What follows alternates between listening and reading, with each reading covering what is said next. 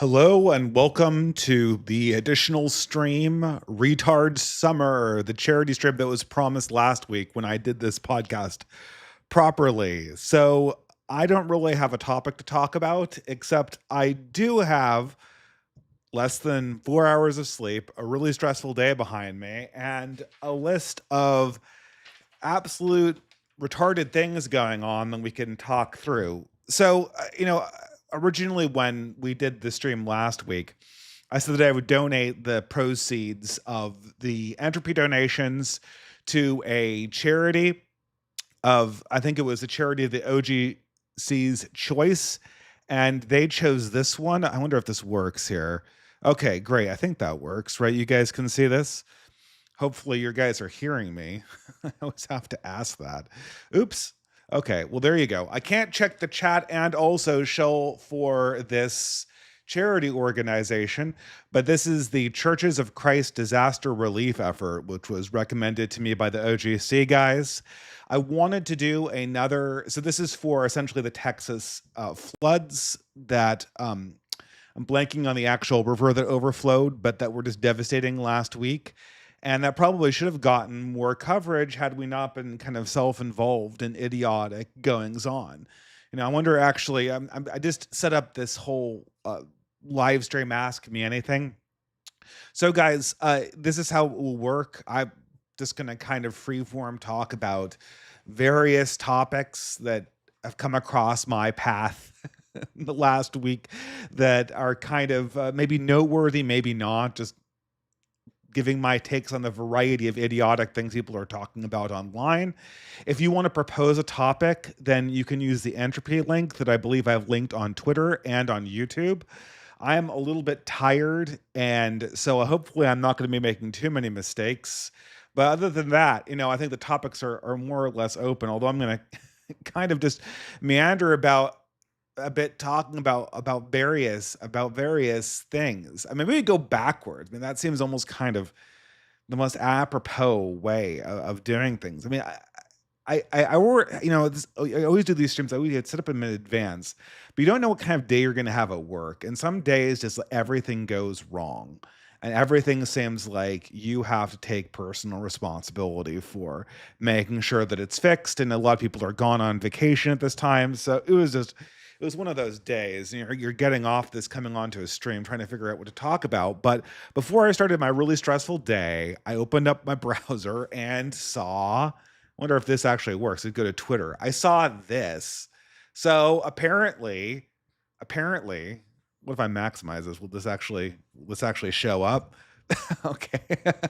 Apparently Israel is bombing another country. It's amazing. They were just bombing Iran, and now they're bombing Syria. But Dave, you might ask, they're bombing Iran because Iran is like, it's an evil regime. It's part of the axis of evil. It's part of that. It's the mullahs. It's the mullahs. It's the bad guys, the dictators that are in power. And if we just the bombs are there to overthrow the dictators. That's what bombs do. You drop bombs on countries, and suddenly the dictators just kind of get overthrown if you have a big civil war and kill a million people. I mean, that was the theory in Iraq. I guess it did technically overthrow the dictator. I'm not so sure we liked what we got afterwards, but that's what we do. That's what we do, and that's what we do in Libya too, and that's what we did in Afghanistan. And you see, this is what's getting me. This is what's getting me about this whole Syria thing, is that I thought that's what we already did. I thought we already did this. I thought that we already had the big civil war guy, and now we're going on to have the Israel friendly, Western friendly government that cost millions of lives to procure. We said Assad had to go, and now Assad's gone, and uh, now we're bombing it again. I mean, is this like the this is the white queen this is the white queen of regime changes. Like, usually it's like Israel bombs them first, then there's the big civil war, and then like there's a regime change, and then like the process kind of like resets from that point. Then we get kind of like the propaganda build up, so that the American people is convinced now that this new dictator is like a new evil empire that needs to be overthrown. But in this case, in the White Queen principle, the White Queen from Alice in Wonderland famously recommended that people be in prison before the trial, as a means of being more efficient. But here again, we have, as opposed to having bombing, then regime change, then axis of evil, or axis of evil, then bombing, then regime change. Now we just have like regime change, bombing, and then after we accomplish the bombing, we'll figure out like retroactively why this regime is such a, like, why we're sending the bombs over. I mean, this is amazing. I can't believe this. And of course, all the usual suspects, every single one of them is every single one of these neocon goons are soy-jacking over they're soy-jacking over this latest bombing. And of course, I mean, this is not coincidental. Of course, the second thing that grates me on my Twitter timeline today is like dead bodies of Druze and Christians, which of like, yeah, yes, of course. I knew this was a radical Islamist government. I did you not know that? We went through this whole song and dance 6 months ago when the regime fell. We did this whole song and dance. Every one of us, we walked. Every one of the of the intervention skeptics walked people through what would happen when the Assad regime fell, and now it fell, and now the exact same thing has happened. And oh my God, no! Now we need Israel to bomb again. I don't even know the name of the current dictator of Syria. He was some kind of ex ISIS guy in a suit. Didn't he get like a interview at NPR or something like that? But just fuck it. We're bombing them. I don't even know, like, like Israel sending bombs over. Like, what's usually they have some kind of like story behind this, right? They have like a story like Syria is a threat to Israel.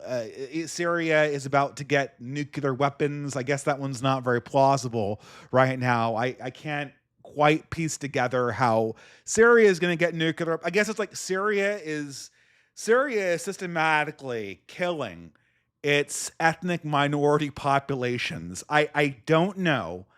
How could Israel even fathom such a country that kills its own religious and ethnic minorities because it sees them as its threat to? How could someone from Israel even fathom that level of depravity? I mean, that notion alone just must have encouraged them to just send the cruise missiles flying right over. I mean, does this? It doesn't even. I mean, isn't even. Is it even supposed to make sense? I mean, is it supposed to? The problem is like it's gone to the point where I can't even piece together like what do you want me to say about this? I mean, what do you want me to say about these events in the Middle East? We send money over to Israel. We fund foreign wars. Our conservative media tells us this ridiculous version of the World War II story where the Christians and the other religious minorities are going to be oppressed by the Islamists imminently if we don't send the dollars and bombs and troops over there instantly. And then you do, and then a lot of Christians and minorities die. The Islamists emerge from the process stronger than they were previously. And there's a new round of refugees that enter Europe. Second retard thing. I don't even know how this is possible. Apparently, like this is just such the like the there's this. This is I probably shouldn't be talking about stories that I don't have a very good grasp over. but this is something that Carl was talking about. Carl Benjamin was talking about on his YouTube channel just today. So there's a British repatriation program that was meant to essentially accommodate people, I believe, who actually provided service to the British military forces in their adventure in Afghanistan. That's my understanding, at least. Then, like, the Afghans in charge of this make a mistake. And then, because of the mistake, now all of a sudden, millions of refugees who weren't actually involved in the military operations get to now move to the UK, and automatically billions are allocated for their resettlement. I'm like, it's a mistake. It's a mistake. Like, oopsie. Like, in thanks for your valiant effort fighting back against the conquest of Islamists by the Taliban in Afghanistan, we are now bound to, like, a promise. But the mistaken words around the promise means that if somebody, if someone accidentally puts the decimal in the wrong place, and suddenly everyone in Afghanistan can come to UK, and the entire, a certain tens of billions of dollars are allocated to resettlement, not to mention all the entitlements they'll absorb. And the government just plays, like, there's not a debate about this. I mean, there's a debate. You can go to my channel. You can hear Carl Benjamin talk about it. You can hear the Lotus Eaters talk about it. You can hear fringe media figures talking about this. But this isn't. There's not like a BBC Question Time panel about whether there should be a certain number, tens of millions. Are we going to invite tens of millions of Afghanistan refugees into the country? What is the proper way to manage this? Well, there's no debate. It's just oh well, this is just what we're doing now. This just happened. It's like the floods. A hurricane hit. The government invited millions of Afghanistanis over into the UK for no reason. Israel's bombing Syria. There doesn't need to be a justification. It just happens. It just who knows what happens? We're not responsible for our actions of the government. We're total retards. Who knows what happens? We just do random shit. We just, like, blow random cities up. Like, that building looks threatening. Let's send a cruise missile over. Oh, hey, look, it's been a while since we bombed a country in the Middle East. We already did regime change there. Oh, what the hell? We already have the missiles going over. Just fuck it. It will come up with an explanation later. I'm sure they have some threat to Israel. I mean, they've got disputed land. Like, what is it? The Golan Heights? Or the I don't know what isn't the Golan Heights with, like, Lebanon or something like that. There's, like, some, like, minuscule, even smaller than Gaza parcel of land that's technically disputed between Syria and Israel. So I don't know. Let's fuck it. Like, throw cruise missiles over there. Like, the octogenarians that actually eat up this Israel support will just, cream themselves, completely soy jacking over this latest Middle Eastern war. Well, they just have to have one of these Middle Eastern wars on television at all times. Otherwise, we might pay attention to anything else. I mean, I don't know. I mean, I always thought it was ridiculous back in the day, like the whole wag the dog thing with, the Dustin Hoffman and Robert De Niro. And then there's always this thing like, oh, we bombed Kosovo. The very week that the Monica Lewinsky stuff really started ramping up. This is a way that Bill Clinton was trying to distract us from the news of this. It's ridiculous. It's ridiculous because if you're like me and you kind of, like, look a little bit beneath the surface of things like the Kosovo War or things like the Iraq War, you'll see very clearly that there are very powerful coalitions of actors that always wanted to do this. They were always lobbying to do this, and it took them a long time to get their ducks in line to launch this operation. It's not like Bill Clinton just has a little button that he can push and then create a little miniature war in Kosovo to hopefully distract attention away from the Starr Report. And oh man, it's just but I have to say, I'm kind of believing it now. I mean, like, what is what like how the advent of this new military action in Syria, it only really makes sense. It only really makes sense if it is kind of a reaction to kind of distract away from political problems that are occurring in the West. Probably, to be quite honest, Benjamin Netanyahu's political problems. I know everyone's thinking of the Epstein list. Uh, but is there a connection between Netanyahu and Epstein? I mean, I don't know. I mean, the leader of Mossad. I mean, the director of Mossad. I said, I'm the director of the Mossad, and I can tell you that we have never hired Epstein. How, I mean, look, Mossad, the director of Mossad, told me that Epstein wasn't their employee, right? I mean, if you can't trust an if you can't trust a clandestine military organization that assassinates people with bombs planted in pagers, I mean, who can you trust? I mean, okay, sure, they'll smuggle like a fucking bomb into your Android phone and blow your balls off when you're in Damascus. But they wouldn't lie about their bankroll. I mean, come on, are you fucking crazy? Are you a conspiracy theorist? Like, you think the organization that puts like bombs in Blackberries, would lie about how they've allocated their payroll? Do you think they'd lie about that? And in case people are getting too conspiratorial, we have Alan Dershowitz, like America's creepy, slimy New York lawyer. Like, oh man, it's a conspiracy theory. It's all completely nuts. You have it on my word. I mean, if you can't trust Alan Dershowitz, who can you trust? I mean, what was Alan? Did Alan Dershowitz? I want to actually see.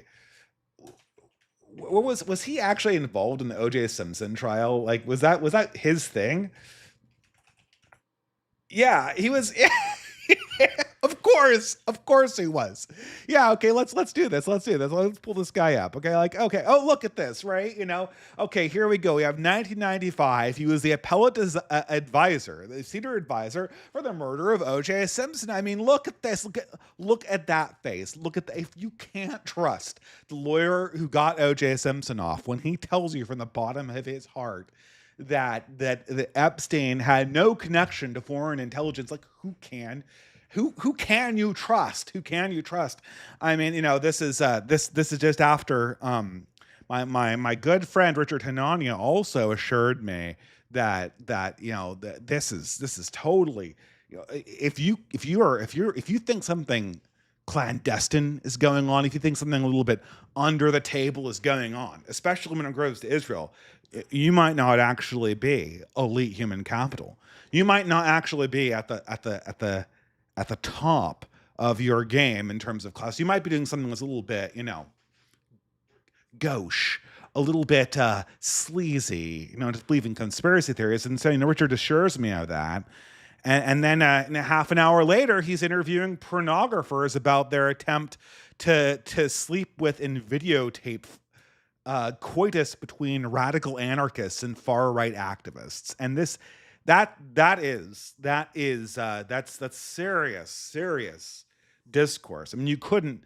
I mean, what the fuck are plebs like me doing, writing reviews of Thomas Carlyle and doing serious political analysis and writing introspective takes on what might actually be going on in things like literal wars, when we could be like interviewing Ayla for the third time, or Brianna Wu, or just random Romanian pornographers. I mean, this is, and what is it about Romania in particular? Like, why is this? I think it was Romania that these guys came from. I mean, why is it always Romania where these things happen?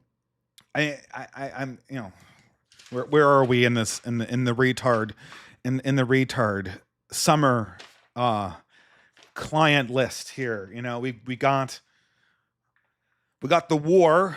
We got the war that's inexplicably happening for no reasons, somehow completely asynchronously with the propaganda that should ideally in a situation in classic opinion manipulation, the propaganda is supposed to land before the bombs drop, not like afterwards. Like even the Dustin Hoffman movie, even the original Wag the Dog movie with the Smash Mouth soundtrack, even they understood that like the propaganda has to come first, like the bombing campaigns and like the POWs, that has to come second. But we're doing this like Memento style, like the bombs drop, then we get to figure this out. And then we got the elite human capital people that can't stop making movies about Romanian prostitutes, I guess, because prostitution, when it happens inside the continent of Europe, then it becomes kind of continental, and it becomes sophisticated, right? So degeneracy, when it occurs in Paris, is actually like it's actually a measure of sophistication. Like what was it? Was it Voltaire who was after going to North Africa and sodomizing boys said something to the effect of, well, doing this kind of degeneracy. Once a philosopher, twice a sodomite, right? But Richard Hanania is stretching this. Now all of a sudden, like a majority of his channel has to be over these creepy sex acts that apparently elite people are very, very, very concerned with, very, very involved with. All right. Well, I mean, okay. What else do we have? Let's see. Anyone else in the news? Oh boy. It's Lauren Southern again. Do you guys remember Lauren Southern? I remember Lauren Southern. Do you remember the last time I remember Lauren Southern? It was this article. Of course, it was this article. I mean, I don't want to bash this article because it happens to be written by a mutual of mine who is a very intelligent woman and a very good writer, and I don't want to throw her under the bus. But I'm sorry, Mary, you completely got snowed on in this interview. For the last 3 years, all Lauren has done is show up, do like 2 hours of expose reporting, have other people turn that into a documentary released under your name, and then do like these telltale drama bombs that occur and that kind of lay bare the horrible underbelly of the right wing. This is the real dirt on the right wing. This is the real dirt on what we are undertaking. This is why you have to be careful of what people were doing in 2016. Lauren, she was a lamb. She was an innocent child. She got involved in this rabbit hole pipeline, and it took advantage of her. It took advantage of her, and it chewed her up and spit her out. And now she is here to set the record straight, to come clean, to confess her sins so that we can do better. Last time, I don't even know where to begin with this. I like people even remember who Lauren Southern. Lauren Southern was a Gamergate figure that hopped on the bandwagon after everyone stopped caring about Gamergate, and then hopped on the alt-right bandwagon when that became popular, and got involved with Milo Yiannopoulos and Tommy Robinson. Supposedly, this is so odd because this was 2018. I remember this era very, very vividly. This is the year I got my PhD. This is the year I got married. This is the year I moved from Seattle to. I was just moving all the time. It was a very, very dynamic year, and it was also sort of the high part, like the high point of my YouTube career. Technically, I have more subscribers, more followers, and more views now than I did back then. And I'm very grateful for that. But that period of IBS was the time when people were asking the types of questions that I really liked answering, that I could very, very easily answer. I didn't have to do like esoteric deep dives into very, very difficult questions. These were questions that I already had considered. And it was also the point where the video essay was the thing that everyone wanted, which was what my product was. So it was sort of the period of explosive growth for me. So I was very aware of the escapades of Lauren Southern, even though I kind of considered her a little bit of a hack. And obviously they're she's prominently featured on this very low budget, incredibly deplorable YouTube short stream called Murdoch, which was very very very delightful. And I always remember her character, and then I'm going to check the chat to make sure that I'm always worried about outages or accidentally muting myself on one of these things, so I have to periodically check back. Okay, but I mean, from her initial prominence, and she takes off with Milo Yiannopoulos and Tommy Robinson and a few other people who were in this pseudo alt-right, what people used to call the alt-light sphere of influencers. They were like the alt-right, but they were more popular. And they had nationalist themes, but they're kind of touch and go with them a lot more. I mean, even though Lauren Southern always signaled with the whole white nationalist Richard Spencerism of that time. She never missed an opportunity to hop on that bandwagon for clout. And what's so odd is like they're doing this international tour, and I was convinced that Tommy Robinson was in jail in 2018. But apparently they were just going on this international tour.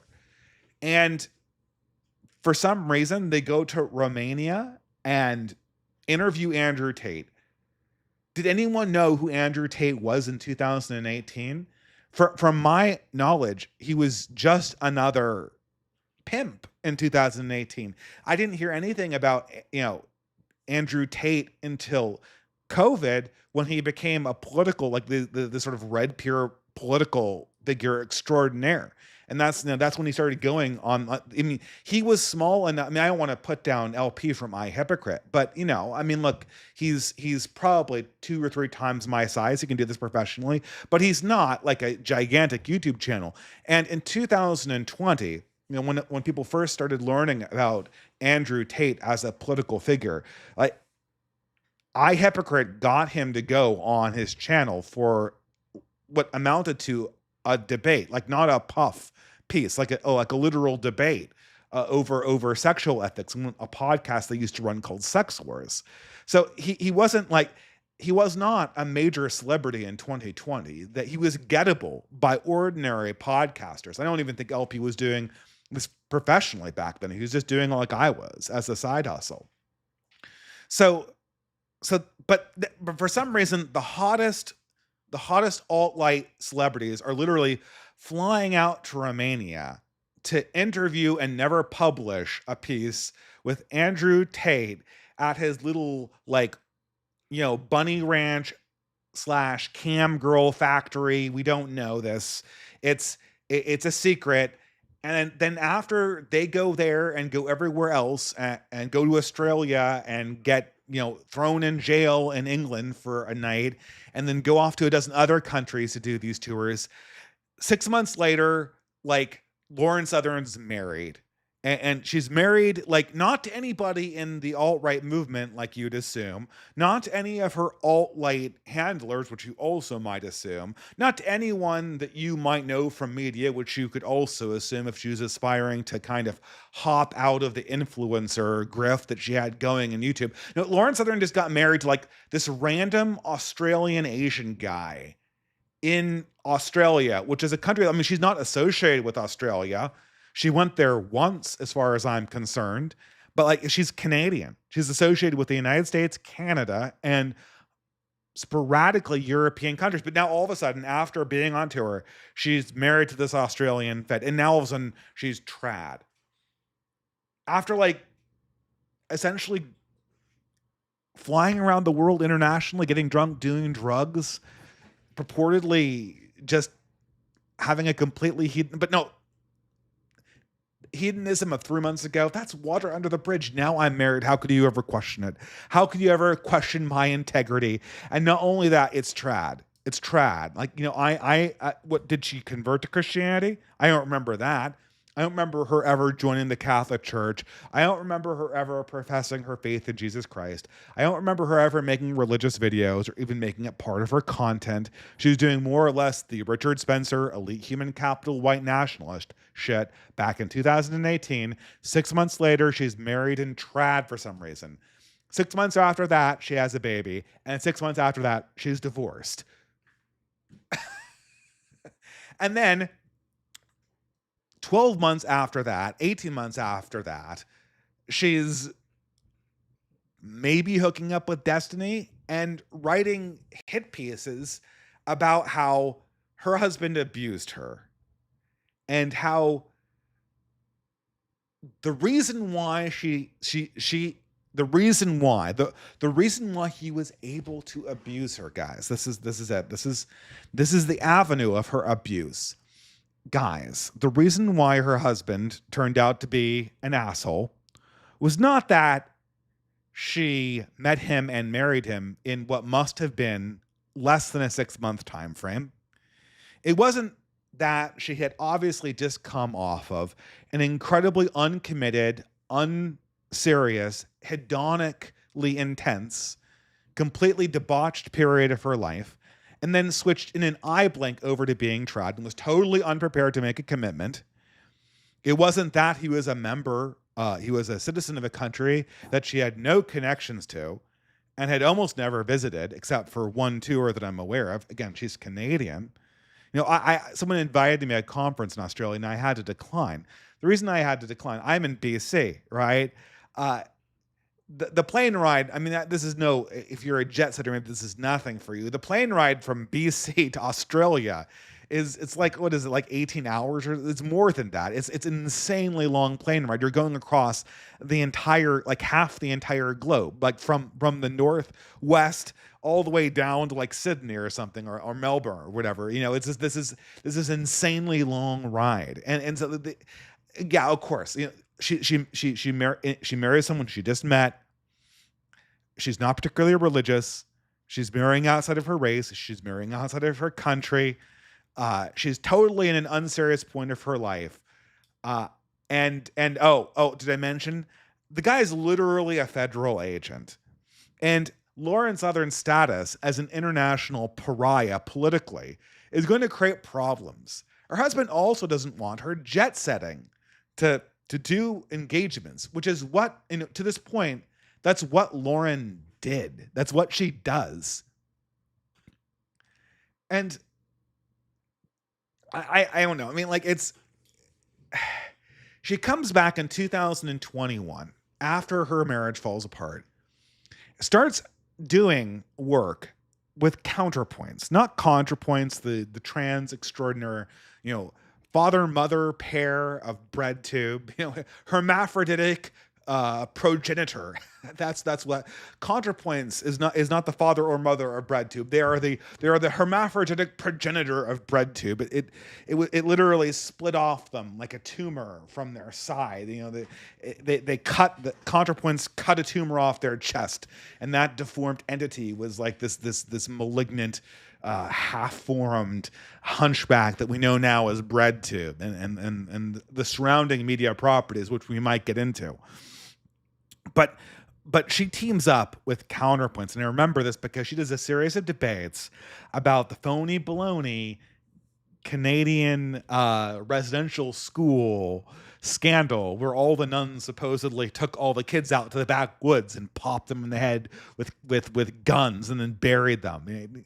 A huge firestorm of protests against the Catholic Church proceeded after that, which succeeded in vandalizing a church that I attended to, burning down a bunch of the other ones in the area, and then getting one of my beloved landmarks tossed right in the ocean. Luckily, Lauren Southern's on the case with a documentary that she probably put in an hour's worth of work making, and with a debate partner, counterpoints. Oh my God! Again, Lauren Southern, the hottest celebrity previously 2 or 3 years ago, in the right-wing sphere. Now all of a sudden, comes back, hot item, makes a documentary. Everyone's talking about them. Everyone's going to watch the documentary. Oh my God, they could have anyone actually be their partner in this debate against these brain dead leftist bread tubers who are under the idiotic impression that nuns were literally running extermination camps in the early 20th century. in the backwoods of Canada with Native American children for no reason whatsoever.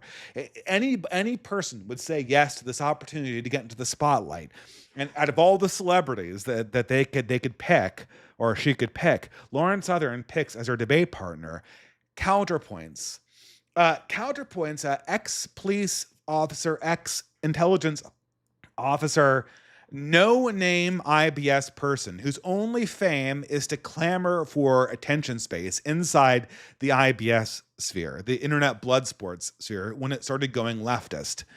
He's a complete neocon. He was originally associated with Faraday Speaks, a highly unstable individual who, you know, had his own massive problems with me drama wise.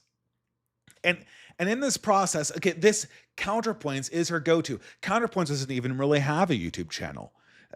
He's smaller than me. He's not even smart enough to have a name that isn't immediately confusable with one of the biggest political YouTubers on the stream in the very genre of video that he's trying to pioneer for himself. He literally names himself as a homonym for the biggest channel in the space. And he's and most of what, like, if you look up his channel and see what he does, he basically is someone who rips off Games Workshop IP and reposts it, like, oh, let's watch together like the new Games Workshop Warhammer 40K thing, and I'm going to do commentary on it. And by commentary, it means that I'm just going to take this video that would otherwise cost you $20 to watch it, and then pause it every 5 minutes to cough or say, oh, that was pretty cool, and then play it again so that you can watch the video without actually paying the money for it. That's the kind of high caliber content that Counterpoints put out. And of course, it goes without saying, this guy absolutely had no command over the facts. They still are able to beat the shit out of leftists, because leftists might literally be mentally challenged, especially on this issue. But that's being what it is. That's Lauren Southern making her comeback into the right wing space.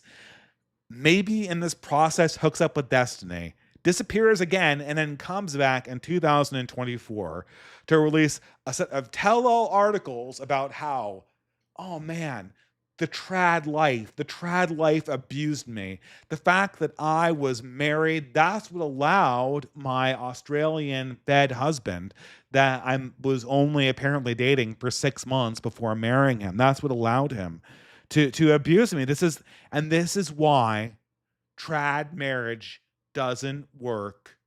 You see, look at this. Oh my God, it says it right here. Mary Harrington puts it just so clearly, right? And, yeah, the online ideology, aka from Lauren Southern's telling, just marriage, not a particular religious woman in her own right. We're talking about just marriage. The particular online ideology of marriage, it doesn't work in the real world. Oh, who would have known? I don't know. I mean, what do you mean? What do you mean I can't completely marry a creep and then have a kid and then immediately go back to jet setting to other countries to do my podcasting career when we had never discussed this before? Oh my God, this is trad ideology failing me. Okay, great. So after Lauren Southern taught us that trad ideology doesn't work, a year later now we have another drama bomb. Another drama bomb is apparently the accusation that rewind 4 years back, 4 or 5 years back in 2019, when they interviewed Andrew Tate, who was, again, a no-name person at the time for anybody who was in this sphere. He was not world famous. This would have been scraping the bottom of the barrel in terms of people that they could have notably interviewed when they were the hottest thing on YouTube. They deigned to go after this no-name Romanian pimp. Okay, 5 or 6 years ago, that's a while ago. It's also 6 months before she's like getting this trad marriage, okay? She gets drunk, maybe on drugs, and crawls into bed with this guy, and now there's a rape scenario. Okay, rape scenario. So what did you do? Like, how did this resolve? Did we Did we go to the police? Did we report this to the authorities? Did we make any accusations that could be publicly verified?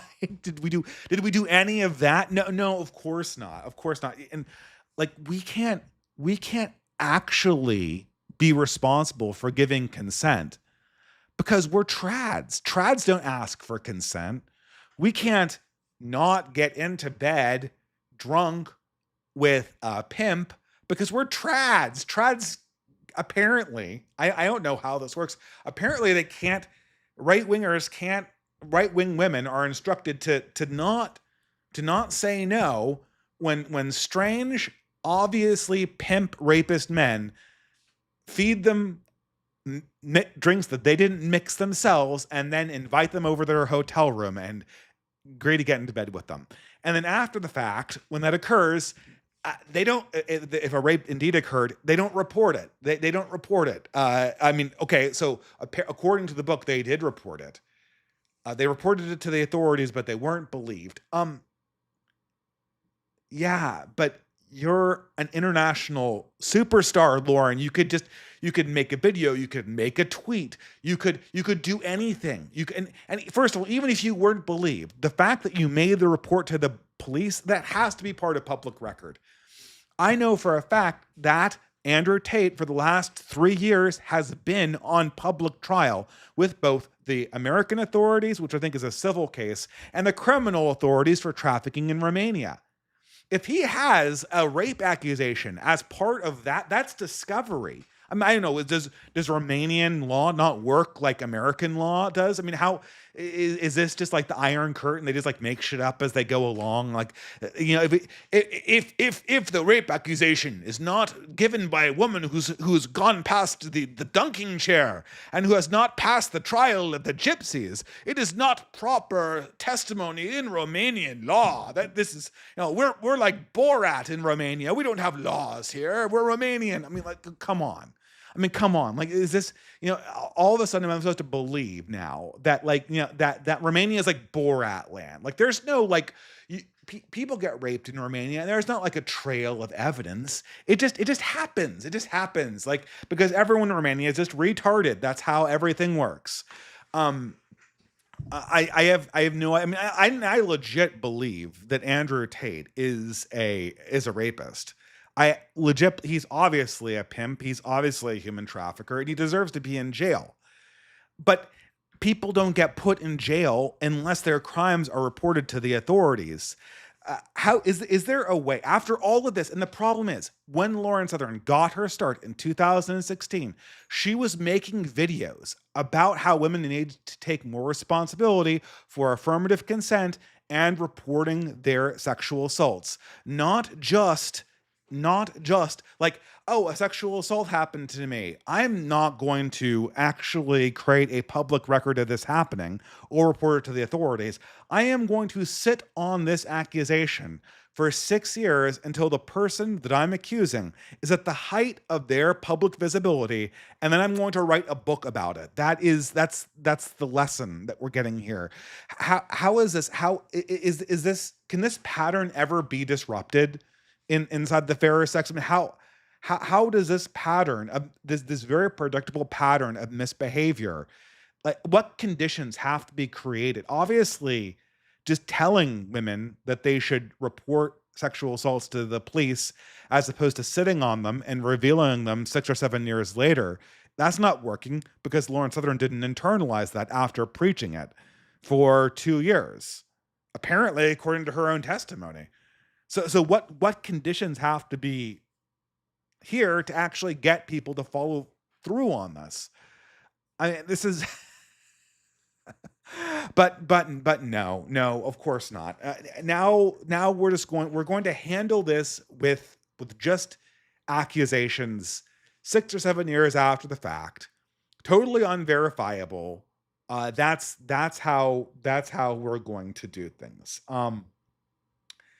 I I mean, this has got to be. I don't know what to say to people anymore. The thing is, the only reason people are like, oh, why are you talking about Lauren Southern? Well, I'm talking about Lauren Southern mainly because of the Mary Harrington article. I very much respect and admire the writing of Mary Harrington. And as long as there are people like that who think that this person is someone who needs to be paid attention to, I need to at least answer what's being put forward. And again, I completely believe that Andrew Tate is a rapist. I completely believe that he's a pimp. You don't need to sell me on that. But the larger question is, how do people keep on falling for this? I mean, I guess like there's just people who they just want to get deceived by these fake celebrities. They want to they want to get deceived. They want to be part of a drama. So they just manufacture these little outbursts, um, so that they can their lives can have excitement. Here's the Richard Hanania. Oh my God, he's here with a bunch of skeezy Eastern European pornographers, and they're asking, can sex with rightists solve the political polarization crisis? Now this is elite. This is elite human capital. How could you get more than this? This is great. I don't know. I mean, this is a I have to say, at some point, you're just kind of getting to the point where how real do you want to be with your statements about politics to get to kind of finally get to what everyone seems to be talking about today. It's the ongoing Epstein drama. I think I referenced that a few times. And there's nothing really to say about it. It's just insulting hearing, what was the last person? The last person that I listened to a podcast with was it JJ McAuliffe? Well, do I have the right spelling? JJ McAuliffe? That's not the right guy, is it? No, that's absolutely not the right guy. Okay. Is it this guy? Yeah, this guy. Yeah, so I was just looking at this okay, there is his little profile on Twitter. They were discussing what a channel that I follow was discussing the Epstein files or the lack thereof. The fact that apparently Epstein was a human trafficker. I mean, when Andrew Tate traffics and rapes people, which I'm sure he did, like there's a list of victims and female testimonies and all of the stuff that we can indict him with. Everyone understands that when Andrew Tate rapes somebody, like the woman still exists. And if he has his friends over and they rape people, then they're accomplices to his crime. But now according to the Trump administration, there are no accomplices. It's a one-off operation. This huge jet and this private island and this huge network of human smuggling, human smuggling operations. They're going on. It's just for this one dude. There's no client list, and if you disagree, you're a conspiracy theorist. I'm like, okay, I want to hear the best Steelman version of the non-conspiracy theorist side, and so I watch J McCullough with was it PF Young or something like that, and the argument is, well, do you have proof there's a client list? Oh my God, I guess I don't have proof that there is a client list. Oh, well, extraordinary claims take extraordinary evidence, I guess, because you don't have the client list in hand. This is an unfounded conspiracy theory. Show me the receipts. Show me the receipts, and I'll believe. I'm just an evidence-based kind of guy. And if you don't have the numbers in front of me right now, then like, oh well, you believe crazy things. Well, if I was trying to prove it in a court of law, yes, but like I'm a rational human being that makes inferences based on partial data. I don't even I mean, It's funny because this type of person, this kind of JJ McCullough, like centrist, absolute shitlib, was just the kind of person that was all about Bayes' rule like 10 years ago when we had that whole explosion of the Scott Alexander saying. Now these guys' brain is completely fell out of their heads, and now they're like total autists that are totally unable to reason outside of the immediate proof positive that is in front of their literal noses right now. And now we're being rolled around just asking for impossible standards of evidence to just create a coherent story about the universe. Like nothing about this makes sense. Like JJ McCullough can't tell a coherent story about Epstein. And and he'll challenge you for proof about your story. But the thing is, JJ, is like my story actually is coherent and yours is not. It makes absolutely no sense with the circumstantial evidence that we see on the ground. People have to be doing stupid things constantly in order for this to make sense. It's like Israel's war, the new war that apparently started in Syria today. Uh, the Zionists don't have a story that makes any sense about Israel's actions or United States foreign policy in the Middle East for the last 30 years. They have no story that makes an ounce of sense in this entire huge debacle. Uh, they just have kind of like a null hypothesis, Israel good, and you have to bring them an unending amount of evidence to disprove this worldview. Because we're not organic human beings who are observing human events and then trying to piece together a way to actually live in the world like real human creatures. We're just mouthpieces. Like they give us a microphone and now we just speak into it. Whatever is designed to make the algorithm go up and to not get us canceled, and then our careers are made. Just as like as fake celebrities. It, and I don't know. I guess I'm being spicy here. It probably comes as no surprise that this dude's gay, because it's always this kind of gay person. It's always this. It's always like I've known this fucking type of person since high. And pardon my French, but I've known this kind of fucker since high school. That this absolutely smirking like that what they're saying is absolute bullshit, and they like slither out these sappy saccharine half truths, like usually to women, to get them to believe the most ridiculous things about people based on absolutely nothing, and they don't even care that it's true. Like they just kind of like, oh, I got you to believe it. I'm so cute. I'm so cute. I got you to believe the untrue. Oh, I don't know. I just heard in the grapevine that this is true, and you should believe me because I'm your like gay friend. Like that's this, and again and again, it's always the people. These are the JJ McCulloughs. These are the Brad Palombos, the neocons. These are the Tracing Wood Grains. This is the Pete Buttigieg. This is the Dan Savages.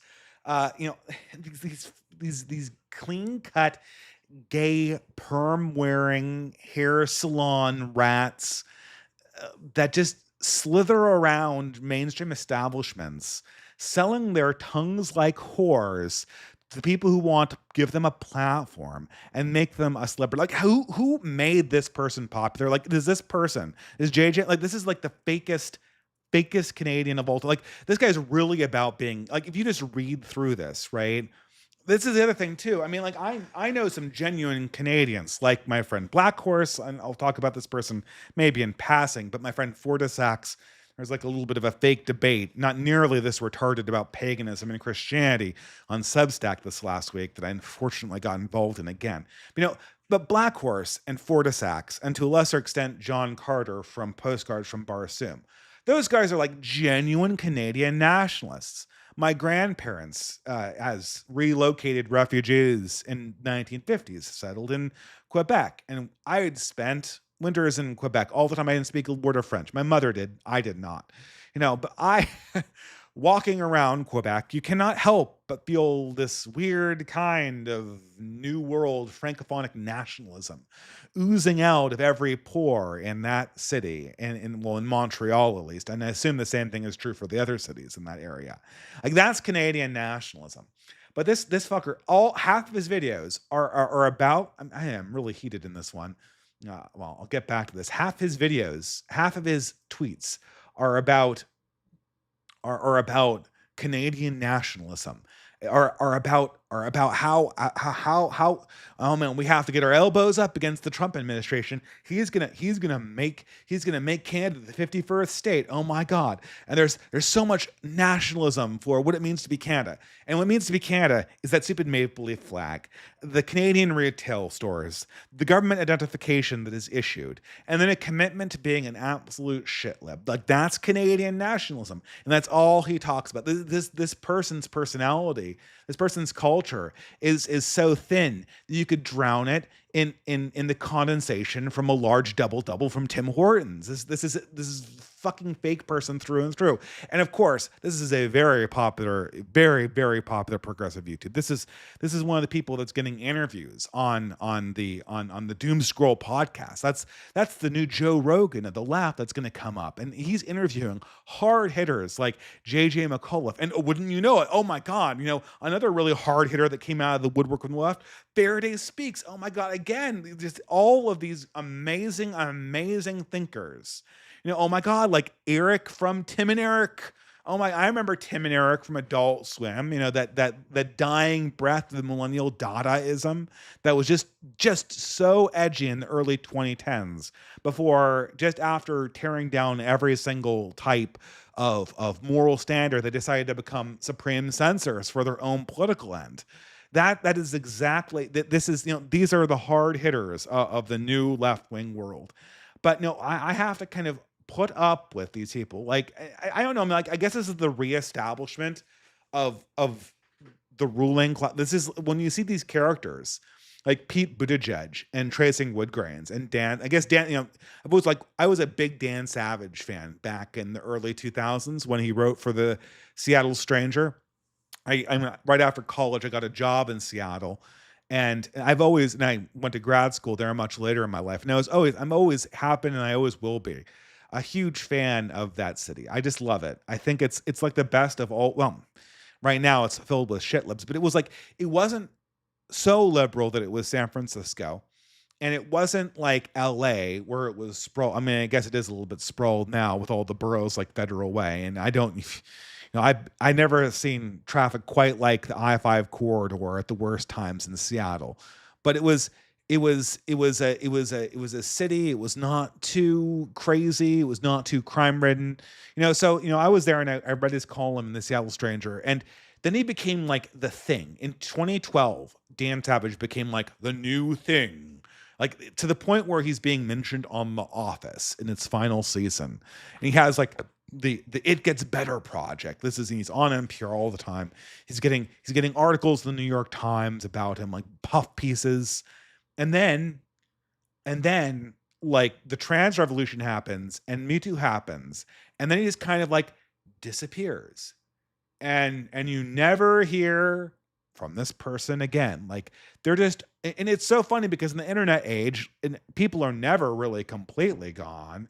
They're never completely gone. They're never completely out of the loop. There always is that element of fans that wants to see them again, that wants to bring them back.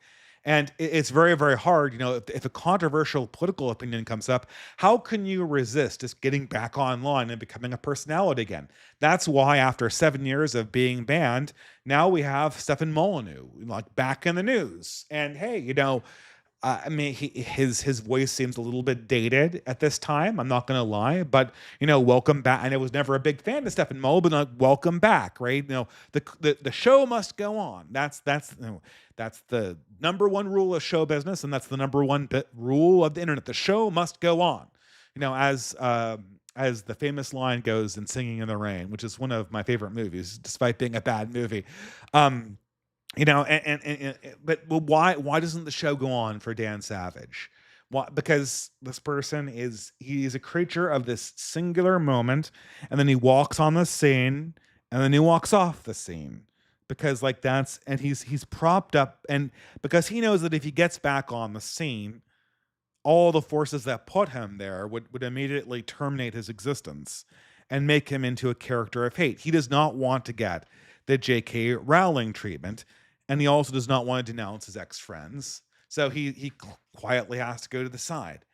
And that's the same thing for all of these people. That's the same thing from Brad Palumbo and Tracing Woodgrains. These people have their moment where they're not going to be hated, and then it goes away. It finishes out. I think that what's reemerged, and then, what did I have for retard summer? I had Dean Withers. Everyone's like, "Who's that Ryan Turnipseed?" No, Ryan Turnipseed is way more masculine looking than this. This is Dean Withers, although I think they're the exact same age. They're both the Zoomers. They both have long blonde hair, but this is the new TikTok phenomenon, who's mainly known for having emotional breakdowns, not having experienced puberty as a 26-year-old. That's another one of his achievements. And freaking out and trying to dox people for saying that they would not send their completely hypothetical daughter to a beauty pageant because children cannot consent to sex. Yes, and this guy is the new sensation of BreadTube. The old sensations of BreadTube have all terminated themselves. They all have gone the way of the dinosaur. Apparently, ContraPoints issued a statement in defense of Israel, despite not making any videos. One video a year, multimillionaire. I have no idea where that money is going. Probably up their nose or into their genital reassignment surgeries. But this we need to be very careful about anti-Semitism, guys. And of course, like Dan Savage, you can see that like the window of opportunity for ContraPoints is over. Like, this game was fun, but now it's over. The only way that ContraPoints can we know what ContraPoints has to do in order to be organic. They have to go 110% and become a full-on communist and denounce Zionism and denounce Israel and denounce boomers and go full scale on the fully automated luxury communism idea that is where obviously all of these bread tubers like Dean Withers already are. Join the giant hug box of self-affirmation ContraPoints.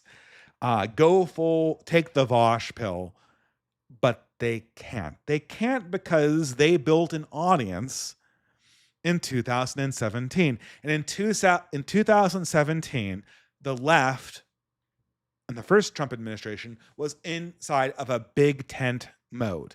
They were all about resistance, and all they wanted is for people to obey the 1990s rules, which included opposition to anti-Semitism, which included a place for Zionism, which was friendly to boomer capitalism with welfare social programs. And ContraPoints bought into that, endorsed it, and, what is obvious but not spoken, developed a large funding base based on that. ContraPoints comes out and denounces Zionism. Their funding stream dries up. I know that left-wingers are much more generous with their donations, although in this stream, your donations do not go to me. They go to the Church of Christ Disaster Relief Effort for the Texas floods. So we'll get to question and answers soon. But look, as generous as BreadTube is, they're not going to pay ContraPoints $1 million or $2 million a year to make one cotton-picking video with a staff, which is a rehash of Twilight analysis from the late 2000s. That's not what their world is. So it is obvious that the window of ContraPoints' relevance, given their funding base and given their finances, is quickly being kind of scooted off the scene. This is the thing, and this is how you kind of. And this is not unusual. This is usual in the real world, in the world of the before internet times, when media and opinion pieces were curated by magazines and networks. you wouldn't have this churn, right? You had two roles that you could be part of. You could be an establishment mouthpiece that worked for one of the major publications, and that that actually was respected, and that was seen as something of a celebrity. And this, you would be like Dan Rather, or you'd be like I don't know what's another one of those big guys. You'd be like Barbara Walters, or you'd be like any of the staff writers for the New York Times or the New Republic. Whatever happened to the New Republic, I can't remember. The Atlantic Monthly survived. I can't believe the New Republic didn't survive. But you'd be one of these respectable journalists, but you'd hold frame in the center. And then, there would be a number of like these controversial, crazy characters that like came on the scene and were the flavor of the month. And then they would leave the scene once their job was done, once they had moved the Overton window in the desired location and their narrative didn't make sense anymore. You didn't have like people like pop up and like continuously be a thing for 2 decades, the way that you have a lot of internet celebrities doing just that. I mean, Carl Benjamin, not the biggest internet celebrity, but and a personal friend of mine as well. I mean, what is it? Like, I was watching him in 2013, 2012, that's when he got his start, I think. That was the beginning of the whole Anita Sarkeesian fiasco that later would become Gamergate. And that was the beginning of this whole process. And that was 13 years ago. And organically, he is still a presence and he is organically, and his opinions are not curated by some publication that needs to maintain itself in the center. They're organically his own. Now, you could be frustrated that you don't think that they're radical enough, or that they're not religious enough, or that he's not going fast enough to some conclusion you already came to 10 years ago or whatnot. But they are very obviously organically his opinions, in the same way that Stefan Molyneux's opinions are organically his own opinions. This didn't used to be the case. As a matter of fact, the J.J. McAuliffes and the Brett Palombos, that's the norm for the late 20th century. And in many ways, we're seeing a return to that. And there is going to be an increased division between kind of like the real people like myself and, any other online influencer like iHypocrite or Carl, or, even the left wingers, even the left wingers, like what's a sincere left winger? I don't know. I mean, it's hard. It's hard to think of a sincere left winger. I'm sure Joshua Citarella or is it Jonathan Citarella, the guy who does doom scrolling? He seems like a sincere person. Fine, why not him? Or one of the socialists that's all in from Mamdani, like a little bit diluted, but these are sincere characters. You can follow their opinions. And then there is a variety of people who they're theater kids who are here for the political grift. They've got lips and a tongue for sale, and a mug for the camera, and some and they're willing to play the part of an influencer, and they want to be an influencer. And once the influencer grift goes, then they have to find other fertile pastures. And as controversial as she is, Lauren Southern is obviously one of these people too. And another one was that what I just learned. I looked at Innuendo Studios. Innuendo Studios is shutting down his channel. He's professional. He gets paid like some 6-figure salary to make one video a year. But that's not enough. He's not making enough money. So he begs his fans for cash. And then after he gets the cash, he shuts it down and goes on vacation. And it's really obvious why nothing's being produced. He's got nothing to say. The passion is not there because he was there to play a particular part. He was the theater kid bugman, here to play a particular thought and make good, live a comfortable bugman life for playing that part. What's the reason I'm doing this? Like, not for money. The money is going to charity this time, right? I'm doing this because I passionately feel that I want my ideas to get out there. And I believe I passionately desire converts. And that's why I'm doing this. Last kind of retarded thing. I guess I'll skip James Lindsay this time. The guy's had enough. James Lindsay, everyone else is retarded in a new way. James Lindsay never changes. But the last thing was all the whole Substack wars. So, in the last month, there's, at least in the United Kingdom, there's been an attempt to come after my particular sphere of the online right, which has been I don't want to get into it because the policy of the organizations I'm a member of has been to kind of maintain absolute radio silence over this. But, like they infiltrated an event, they doxed one of my friends, I won't say who, someone you guys all know. And they started doing exposés about various projects. And then what happens is like people just start acting bizarre. I don't know. I mean, this is, in some sense, I think this is a maturity thing because the people in question I know to be kind of good people. But it seems that when people do hit pieces and when people do exposés, like the obvious right choice, politically speaking, uh, the right choice, politically speaking, is to pull together. It's to present a united front. But every time I've seen this, every time there's been like informants exposed or like infiltrators exposed, people on the right just lose their effing shit. They like, okay, fine. Like what? Okay, we have an infiltrator. Okay, great.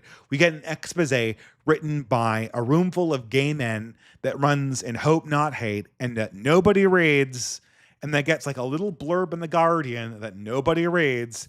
And aside from a few people who, improperly don't guard their optics in public, which you always should, it's a little embarrassing at this stage. This is not 2017. Like their ability to literally cancel you is very, very much diminished at this stage. So their bark is worse than their bite. But for some reason, this just like gets people all agitated, and we have to go into a mode of purity spiraling. So of course we have the perennially very, very, very serious and very, very effective debate between Christians and pagans. I'm not going to get into that. But then bizarrely, you've got this article from like Raw Egg Nationalist about, and I don't know, man. It's so weird. Raw Egg Nationalist, I'm a big fan of his work. I was never like I mean, look, Man's World is not my style. This whole like bodybuilder vitalist thing is not my style. But I loved his other writing. I very much appreciated him in podcasts. He's been overall a great guy, and he's been actually doing things in real life, like, actually making a print publication, that, actually making diet books. That this is actually doing something, actually making a difference. We're all just human. We're not, like, we do charity, we make diet books, we publish glossy men's magazines that might occasionally get tricked into featuring a troons when the Red Scare girls are playing a girl prank on them. We all have brief lives, so to speak.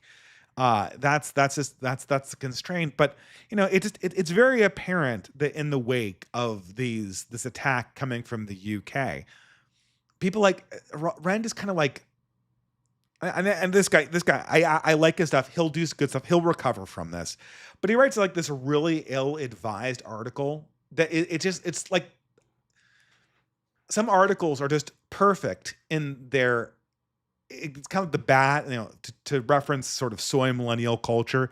It's kind of like the bad news, the bad idea bears from Avenue Q, like this variation on Sesame Street, except it has adult themes. And every time one of the characters is tempted to do something that is sort of like immature, the bad idea bearers come and like convince them to do that, right? They appear from the sidelines. And this is obviously like a Broadway play. It's like peak millennial theater kid humor, like right when South Park was relevant or something like that. And okay, great. But this article is like the bad idea bearer article for this moment. It's like, oh man, like this just shows you that the dissident right's a failed project. And you know what we need to do? We need to gatekeep more and not do things. Real life means that you have to deal with ordinary people who don't know how to have serious discussions. And that's not very elite. That's like hobbits. And he references the infamous Hobbits versus Dark Elves article that, Yarvin wrote, and that, he apparently, I don't think ever read. And yeah, so we need to be dark elves and just be singletons who read Nietzsche and Evola and do bodybuilding and drink raw eggs and tell people how elite we are and don't do any organizing or in real life stuff. That's what the cringe dissident right does. We need to be like these Nietzschean individuals. This is insane. Politics is a public enterprise. It is a group enterprise. Of course, you want your organization to be as elite as possible. You want to surround yourself with the best, most, I hate this word, the most agentic people you can possibly find. You want to get the individuals who can actually accomplish things in the real world. You want to make all of those provisions for yourself, but it has to be with a group and it has to be in the real world. Otherwise, it's all fake. And what's so funny is that raw egg nationalist, he was the main target of Alex Kashuda's like little freak out against the dissident right. So, in April, we have Alex Kashuda denouncing the dissident right for being associated with raw egg nationalist. And now we have raw egg nationalist denouncing the dissident right for being everyone who's apparently organizing in real life. I mean, it doesn't matter what you're denouncing. You can just denounce the distant right, and it seems to cover everybody. It seems to cover all your bases are covered. Maybe I can denounce. Look, guys, I think I need to denounce the distant right. And when I say the distant right, I really mean Richard Hanania and Nathan Kaufness. Like, that's the deplorable dissident right that I'm going to denounce on this stream. They're the online right. Yeah, I don't know. This is, look, you want, when our great advantage doing this, our great advantage that I have and the people who I'm associated with have in this whole game of politics is that unlike the Dean Withers and the JJ McCulloughs of this world, unlike the Lauren Southerns of this world, we can do two things. Two, maybe three things. We can think for ourselves, and we're not just like narrative and fact devouring. We're not like logic.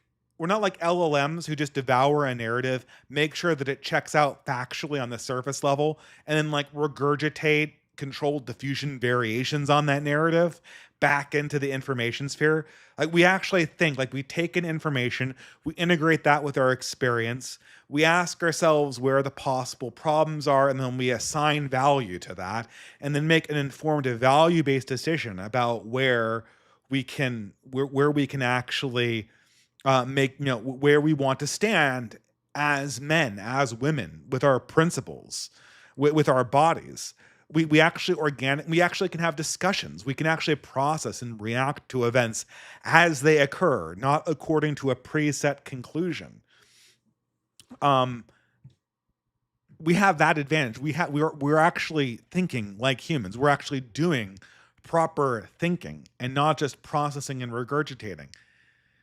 Two, we can build real relationships in real life. Like, we are organic in a way that we can engage with the real world and not just as an element of an algorithm or a brand. And as real people in real life who have real relationships, we're not going to like sunset. Like, it's not going to be like, oh, I'm sorry, like the Dave Green brand is over. I guess I better like pack up my bags on the internet. I guess I better like, oh no, I guess it's just not selling anymore. Like, my $1 million Patreon is dried up. This is just not working out. That's not why I'm doing this. I'm doing this for hopefully the benefit, and the sincere belief that the truth, that politics is about belief, that politics is about the motivating ethos that animates our values, and that by discussing things honestly and sincerely in the public square, we are advancing that process by which we can get to a more sophisticated and a healthier set of beliefs overall. And and because of that, building relationships, contra ren, is at the center of that. And if I had to deal with like one informant who's going to snap a picture of me and put it in like the Guardian or something, like I guess I'll deal with that. I guess I will. I'll have to like take that risk. I'll have to figure out I'll have to take that risk when it comes to my family and my professional career. And it is what it is. I'm not going, but the relationships that I build with the real people around this project are worth more than these like not gatekeeping properly. I mean, what's worse than not gatekeeping enough is gatekeeping so much that you hide behind an anonymous identity for your entire online career and become an element of somebody's algorithm. That's way, way, way worse. And yeah, I mean, just and that's like, I think that's sort of the core about why everything feels so utterly retarded in the modern world. It's not that people it's not that people are literally stupid. It's that they're just reacting to the algorithm. They're reacting like LLMs. And so like nothing makes sense. They're like, "Oh, well, well, the chart says that this is the right opinion to have. So I guess this is the right opinion to have." It Yeah. Welcome to retard summer. Welcome to the charity stream. Let's start doing some of these super chats here, because we have a lot to get through. I am expecting. Saffron Park says for $25, and I'll update this here too. So okay, so how I do this is I need to change. So I need to deduct the amount the entropy is going to take off. And I think that's about 20%. So I'll have to do a little bit of a back of the envelope calculation to get this right. So at the current take, we are at 580. So that being said, I can update this text here to be hopefully people aren't find this too disruptive to the thing. Okay, that looks good, I think, right? You don't see me literally editing it with the pop-up boxes coming forward, at least if OBS is well designed. Okay, there we go. 520, 580. That's with the deduction. Great job with the donations, guys. We still do not have good avenues, so I guess I'm just going to have to donate this amount when the money comes through, and then post the receipts to the internet, or I think I'm going to donate this in the name of the OGC, even though they're not officially related to this charity stream. But this is this is what it is, I guess. Saffron Park for $25 USA. God bless Texas. Can you expand on your feelings on JD Vance? Do you think he's a grifter? And if he is, what are we supposed to do about it? I don't expect that there are any alternatives. The other side will throw pro-life activists in prison. Thank you. Yeah, you can't do anything about it. I mean, like, look, JD Vance has divided loyalties. He has some loyalties to Red America and his religion, and then he has his other loyalties to the ruling class represented by Peter Thiel and Amy Chua and the rest of the Silicon Valley and northeastern elites. I don't know what to tell you. What you don't want to do is you don't want to organize your life around second guessing this guy. You want to be aware that this dual loyalty exists in JD Vance, and then set up a bunch of bright lines, and then if he crosses those bright lines, withdraw support. The way you want to play this game is tit for tat.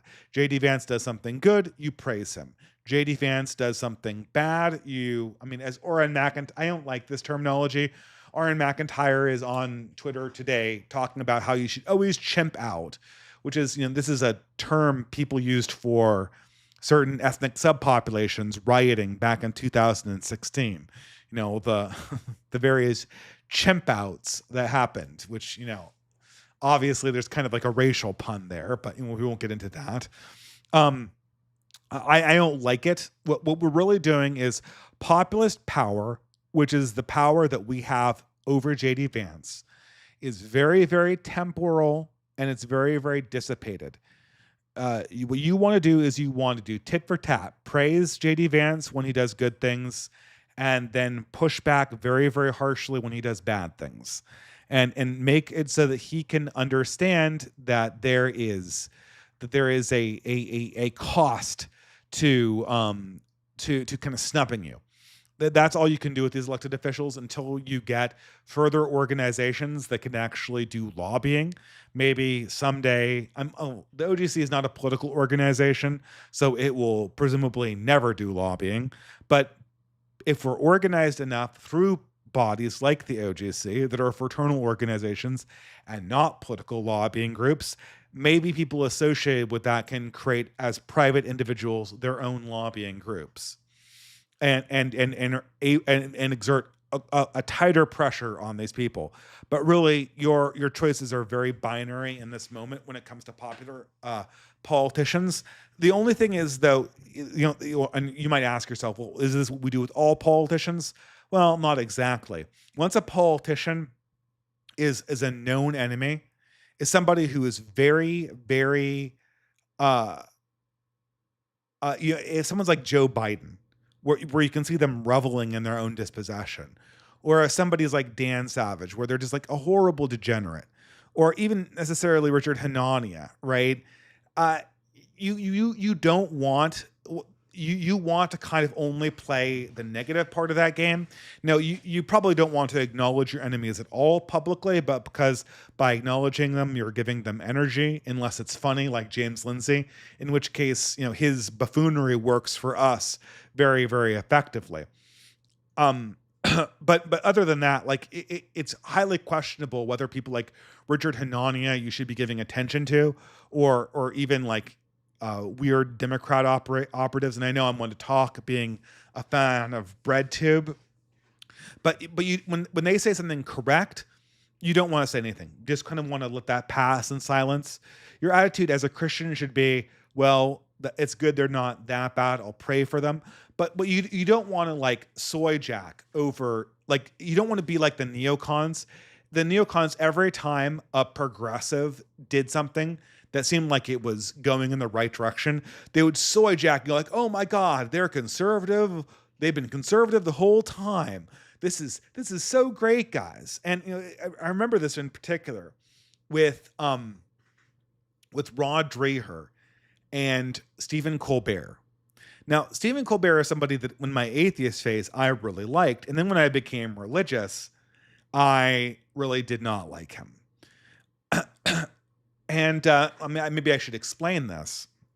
And people who don't know, Stephen Colbert actually used to be a comedian, and he used to kind of be funny in the loosest sense of that word. He used to be in this show with Amy Sedaris called Strangers with Candy, which was actually, in hindsight, not a very funny show, but also a very early 2000s show. It's a show that could never have been made anytime other than the early 2000s sort of shock era humor, pre-internet shock humor. And Stephen Colbert used to do like a parody of Bill O'Reilly, which was the Colbert Report, where he'd do kind of farcical opinions of farcical parodies of Republican talking points. Now, people who knew Stephen Colbert in his personal life also knew that he was a very devout Catholic, which means if I can have a little bit of rope here from my assessment of what I've heard him say, it means he occasionally attends church and is a Catholic in the same way that Joe Biden is a Catholic, meaning that he does not let any Catholic doctrine influence his political beliefs in the slightest. It's always, I'm personally opposed, but. And furthermore, while he's personally opposed, but his entire career as a Bill O'Reilly parody is to mock otherwise Orthodox Catholics for their political adherence to the doctrines of the church. And so he's just mocking social conservatives. That's his main shtick. That's his main career, is to mock social conservatives. That is what his job is as a comedian. But then when the New Atheists get popular, like, they go on to his phony baloney interview show, and oh my God, Stephen Colbert lightly pushes back in the gentlest possible way, saying like that there are some believers that are good. There are some believers that are good out there. And then as soon as Stephen Colbert says that, Rod Dreher just like completely falls over himself. Oh my God, Stephen Colbert destroyed the atheists. Why did the atheists subject themselves to Stephen Colbert's lash, his acerbic wit by which he has shown their pretensions of godlessness to be absolutely facile in the wake of his faithfulness? Dude, the guy just pushed back in the lightest possible way, saying that there are ways that you could be religious. Meanwhile, he spent his entire career mocking or otherwise orthodox religious people. This is not the own you think it is. And meanwhile, what you're broadcasting, Rod, is you're broadcasting that you watch, all you do is you watch progressives and you wait for their approval like a little bird with its mouth open, cheep, cheep, cheep, and like, oh, mommy, please give me approval. And, I had Sargon on the show recently, and his criticism was that for me. His criticism's like, Dave, it's very obvious you want progressives' approval. And that was well-taken criticism. But when, for your enemies, for your political enemies who are in the public that you can't control, that aren't like me, who are in kind of dialogue with you, but are kind of like literally elected politicians, and that they have split loyalties, you want to play a pure tit-for-tat game. Applause, chimp out. Applause, chip out. Hot, cold, really, really, really, really fast. Because your leverage over them is 100% populist, and that's time dependent. For your enemies, you want to have complete radio silence when they're doing good, hopefully praying for them. And then when they do bad, you want to draw attention to that only to the extent that it's useful or funny for your side, that you can actually make hay out of it. That is the proper way to play this disgusting game that we call democracy. Now, is that what I do in real life? Like with friends, with people, with progressives that I could actually talk to and have a dialogue with? Obviously not, because doing that kind of like tit for tat chimp out, that's an incredibly disrespectful way to treat another person that you have a relationship with, even if you disagree with them, even if they're progressive. But these politicians, you don't have a relationship with them. They have a relationship to a poll number, and they have a relationship to a needle that's on the chart of social media. And the only way that you can move that needle and communicate with them is the sort of shower knob, applause, chimp out, or in the case of your enemies, radio silence and laughter. That's the only way that you can possibly influence Democratic politicians, because of how kind of fake democracy is. The Shadow Band for $20. Thank you for your donation to charity. Enjoy your donation to charity, technically a donation to my channel. I will be writing this off my taxes. That is my cut for the evening. So, but thank you very much for allowing me to write this off my taxes. Shadow Band for $20. Enjoyed the essay on Sartor Resartus, even if it was a bit esoteric. Wish more men took the time to dress well today. The clothes oftentimes make the man. Indeed they do. And this is why it is so utterly important. I mean, this is something that Ren realized, raw egg nationalists has said in other contexts. These things like proper food and proper dress and proper social protocol and proper manners, these are very, very, very important things. These have to be cultivated by our organizations. If you adopt these highly polite, highly rarefied mannerisms, the ability of people to inform upon you and humiliate you in public, like recently these loser gay organizations did in the UK, their power to hit us back is already relative to what it was in 2017, it is already so diminished. But in addition to that, if you dress well, if you cook well, if you hold yourself properly, uh, if you move into the position of the aristocrat, it's like that famous line from English Bob and Unforgiven.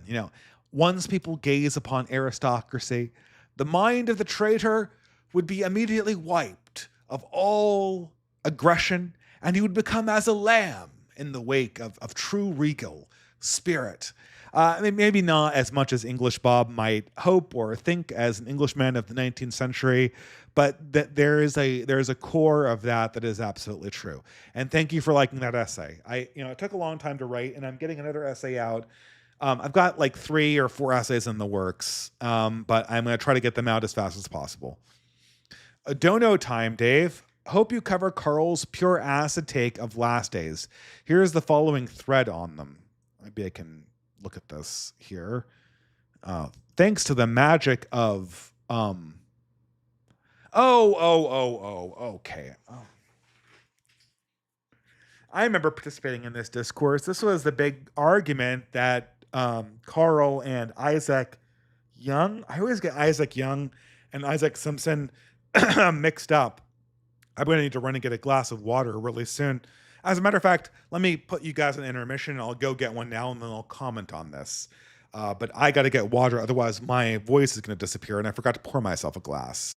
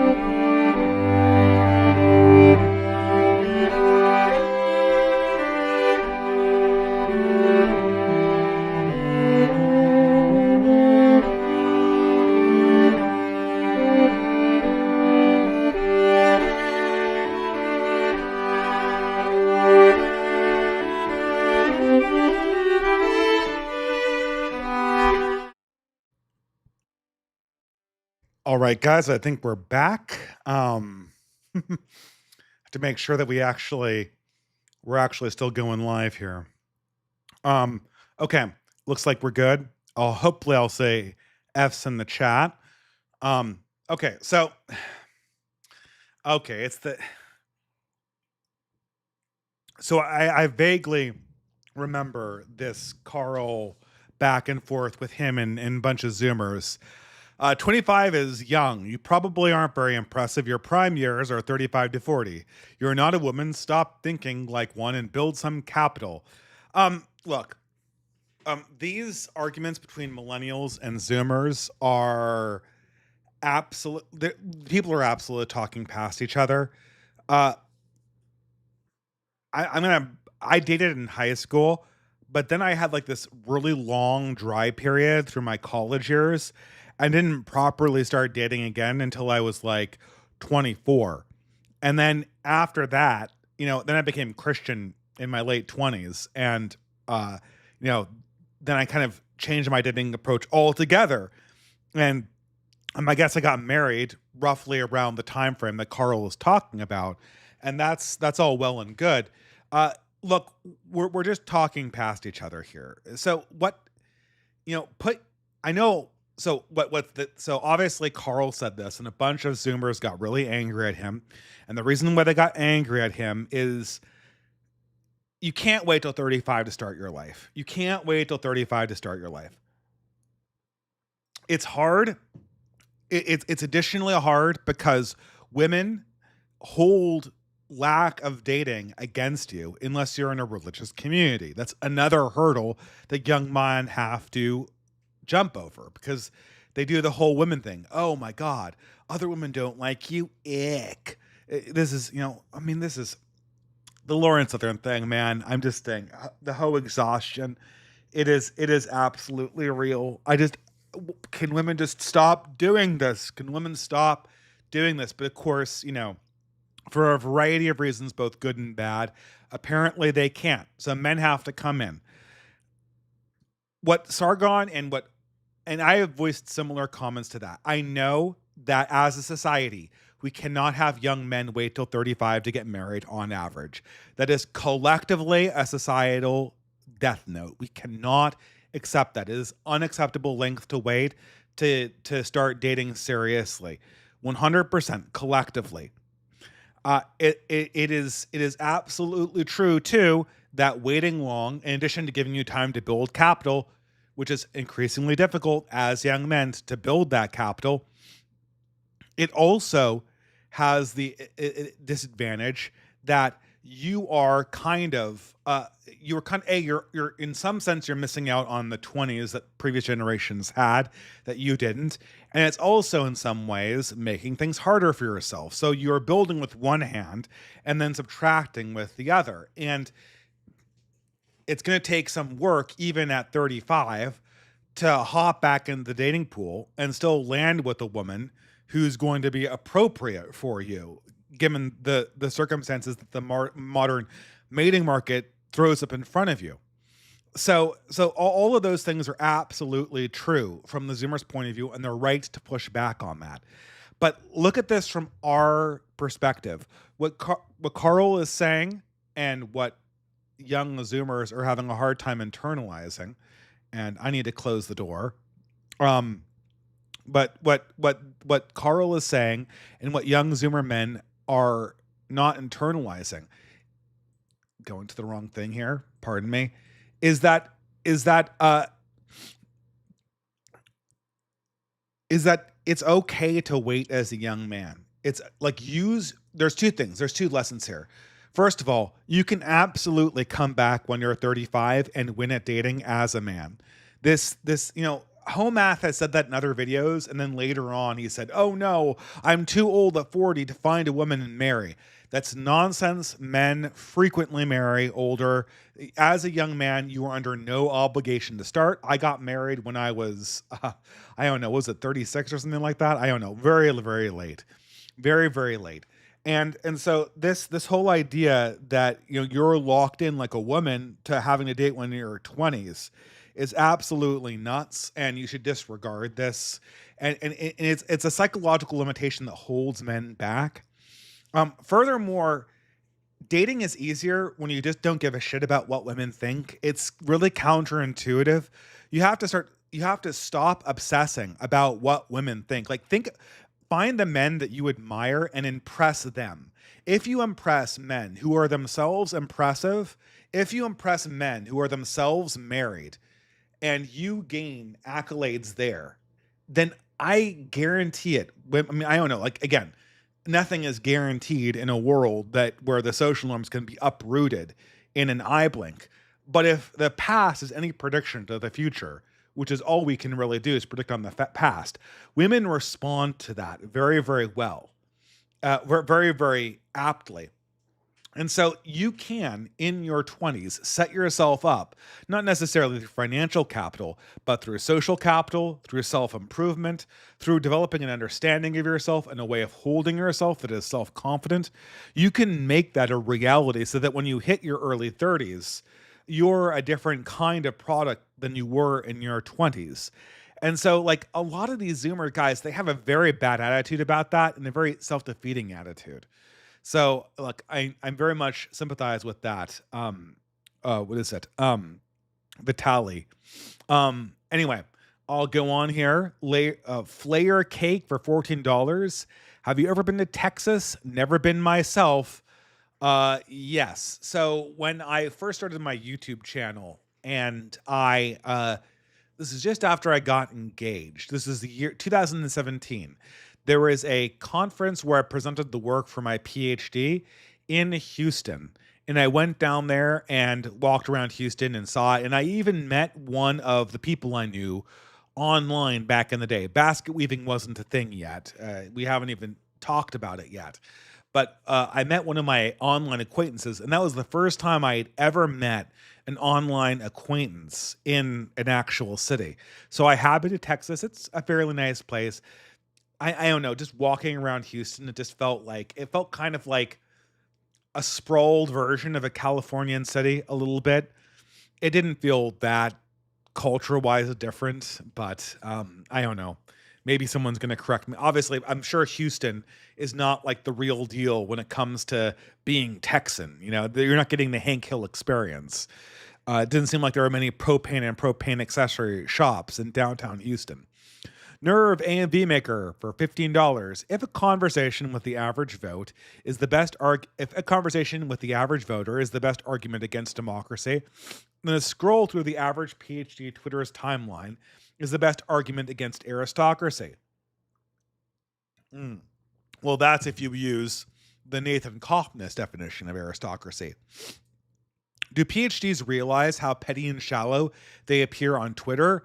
The only good ones are the ones that solely link to their papers. Well, I mean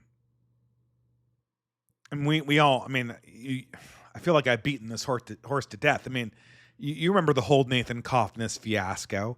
I mean, he's like this academic who publishes papers, but since the academy doesn't listen to him and doesn't internalize his message, his solution to this is to come on to a general public square that does not peer review and that is not restricted to academics, and then just like lecture them about how they're stupid and not good enough to deign to be his level of smartness and high IQ and high IQ-ness that's required to have a conversation about politics at his level.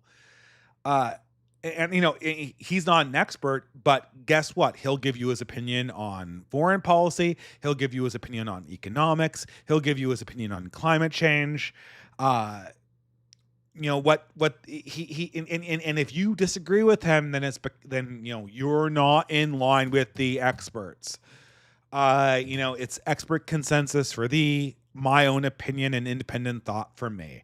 And that's the game that all PhD people play at certain levels. I mean, I have a PhD for all the good it's done me. How much does it help with? I can relate to you certain things that I've learned as an engineer in the context of addressing problems, or as a applied mathematician in the context of addressing political problems.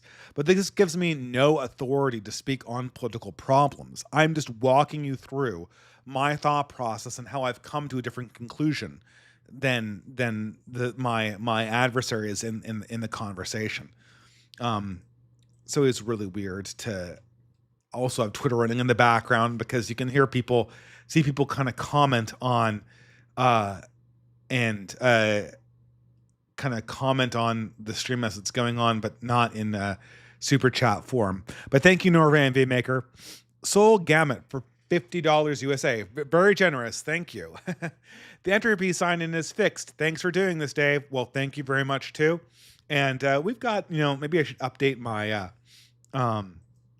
what are we up to now? 842 raw. So what does that come to? 842 raw. 793. So maybe I should edit this here. 793 is our current.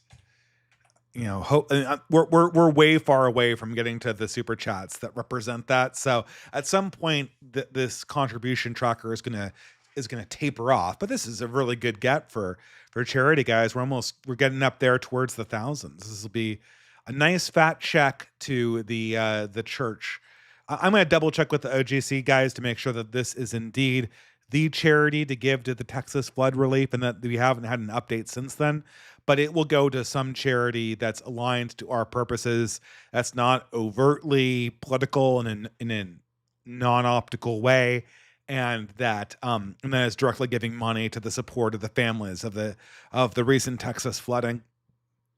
But thank you for that very generous super chat. Hunter Counts, another very generous super chat. I would love to see a debate between you and this Dean Smithers character.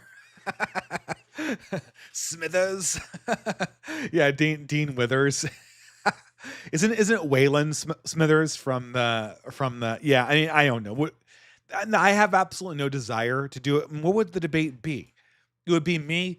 This is how the debate would go. Be like, I have the correct opinion. This is how he literally talks. I have the correct opinion. What about your opinion? Is it correct? And I'd be like, no, this, and this. Be like, I need to see a source for that. And I'd say, well, you can look at this source if you want to, but just look at these examples. And then I'd list a bunch of inconvenient facts, probably the facts about how egalitarianism is false.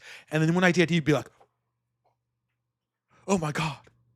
Oh my God, you said that you said that demographic groups don't have an equal distribution of traits. I'm going to dox you. I've decided that you don't have the right to have your children anymore. Everyone, please look for Dave Green's location and get the CPS services out there immediately. I mean, this is exactly what happened to me with that idiotic, what's his face? The new atheist, the corn guy, actual Jake from Jake and Hugo, which later became Jake and Hannah when one of them troons out, to now this just being Jake. It's just Jake now. And he goes around in a giant corn outfit and hurls expletives at people he doesn't like. And then when he loses the debate, which he always does because he's a moron, he goes after people's families until they're so sick that they hang up. And he's like, oh my God, you're a coward. You didn't debate me. When I insulted your wife and your son, you hung up after you repeatedly warned me to not participate in public attacks upon your children. Oh my God, what a coward. Oh my God, right-wingers can't debate. That's exactly what this kind of guy is. This is a non-person. I would absolutely debate JJ McAuliffe because people actually think that he's serious, and people need to see like what a hollow person that guy is. I think like the point where I said enough to a debate is when people wanted me to debate tracing wood grains. And I'm like, okay, I'll debate tracing wood grains. And wood grains is like, okay, I'll debate you. And then I'm like, okay, so what do you want to debate about? And tracing wood grains is, I don't know. Find a slot on my calendar. And if I feel like I have an availability, I'll come on your show. I'll accept it. Like, okay, I mean, like, I have a bigger channel than you do. I know, but I'm gonna lobby. Oh, please, Tracing Wood Grains, please come on my channel. You have absolutely no original thoughts. You're just copying Scott Alexander, and you're a degenerate who wants to be acknowledged as being somehow wholesome, despite the fact that you've done everything in your entire career to make wholesome family relationships harder for people. But please come on my show so that you can spin off the same kind of Richard Hanania cope points again and pretend that you're elite because I don't know what. Like you have a high IQ because you think that like government should be replaced with artificial intelligence and you want to like engineer babies in test tubes. That means that like because you support like smart things, because you're on the side of smartness, you must be more smartness. You must be more smarter. And at this point, I'm just like, oh, good Lord. Like, look, if you want to come on, let's set something up. But I'm not going to like get in the queue to like, so that you can deign to come on my channel.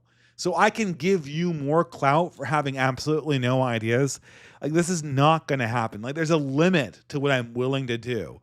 And this is sort of it. I don't know what to say anymore. Like I like to think that I'm open to conversation, but when someone's obviously trying to ride clout waves, I don't want to participate in it anymore. Can you talk a bit about the connection between anime communities and LGBTQ people? I recently went to an anime con in China and had a great time listening to live performances and meeting new people. Is my dream of getting an IRL waifu doomed? Yes. Okay, like first of all, guys, waifus. Um so Sargon, you could, we've had this whole thing, Sargon thinks that we are, people think that Sargon and I give too much tough love to the Zoomers, even though we acknowledge your problems. We kind of want to pull Zoomers want us to focus more on the societal issues.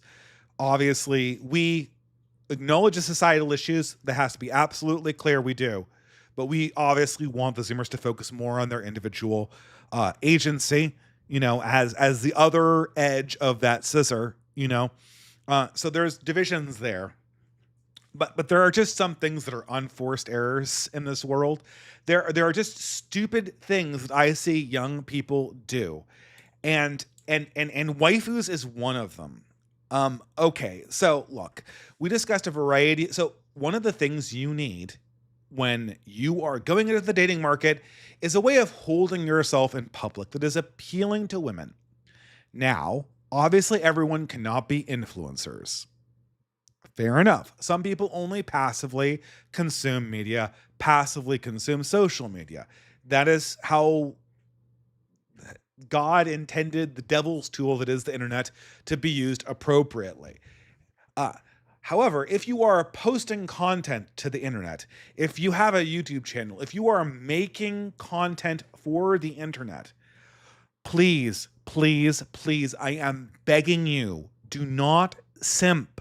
Do not simp. And posting pictures of waifus is like, it's the worst possible simping. You're not even simping after a real woman.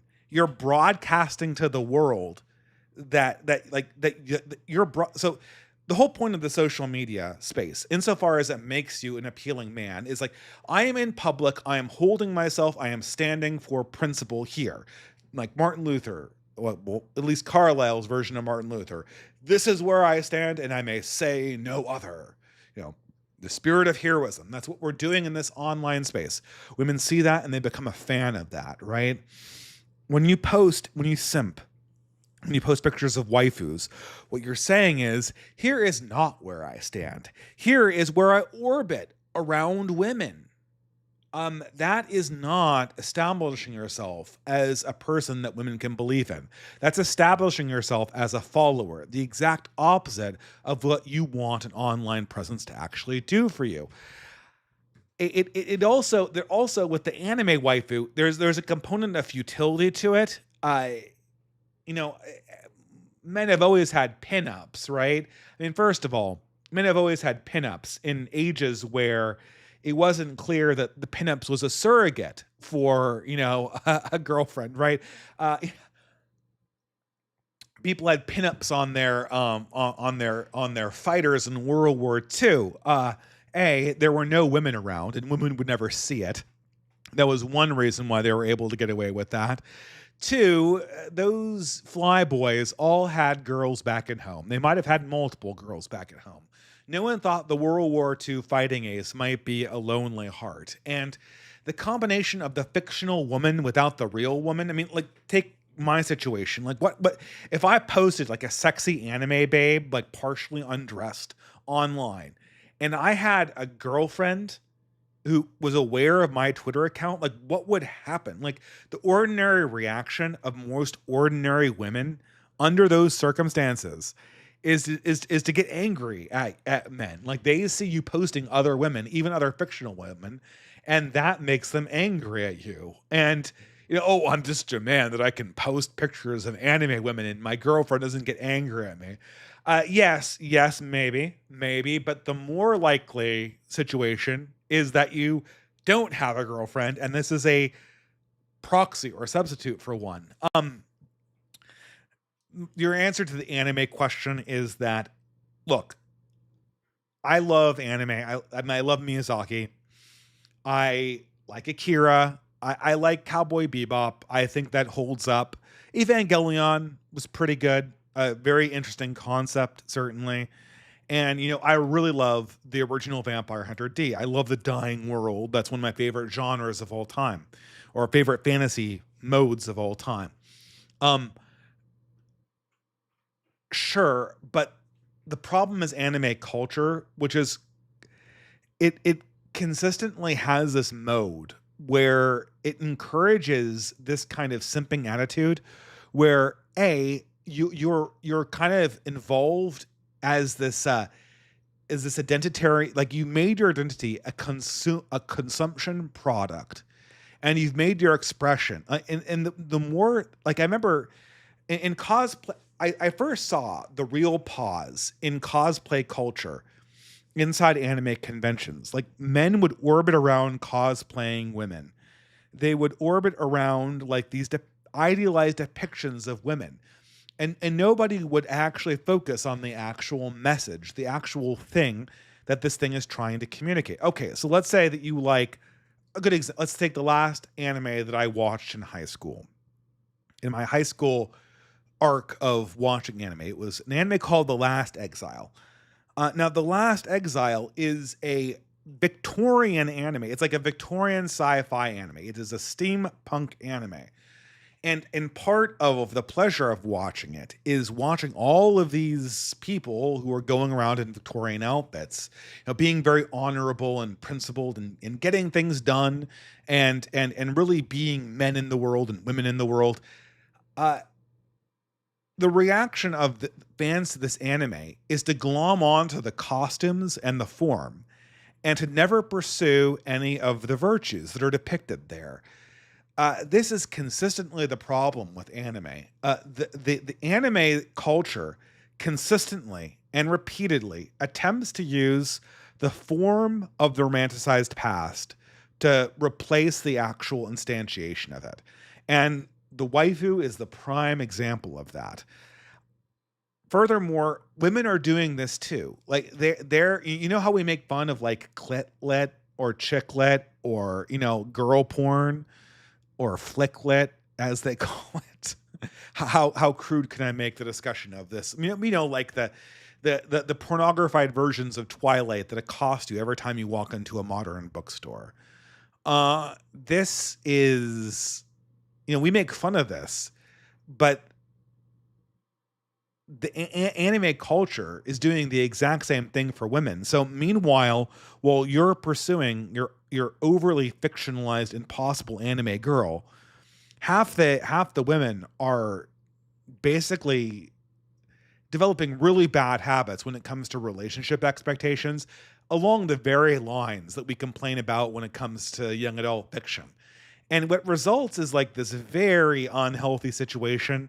You have a lot, like, even by the time people are like 22, 24, you get a group of like really bitter and jaded women whose early flings obviously don't line up with their romanticized hopes that anime sold them, because nobody enforces any sexual ethics in these places. And so, of course, they have their hearts broken. And then, of course, they find feminism. And then, of course, they combine modern feminist heterosexual practices with the veneer of traditionalism, which gets you like this highly saccharine, fake, consumer product that we all know and hate from the modern world. I don't know. I don't buy it. I'm not saying you couldn't make anime based. I'm not saying that you couldn't take the things you see inside something like Kiki's Delivery Service and try to make them real, and that would be pretty based. And you should try to pursue that as much as possible. But the dangers of having the romantic vision colonize your own self concept are the reason. That's what makes anime dangerous.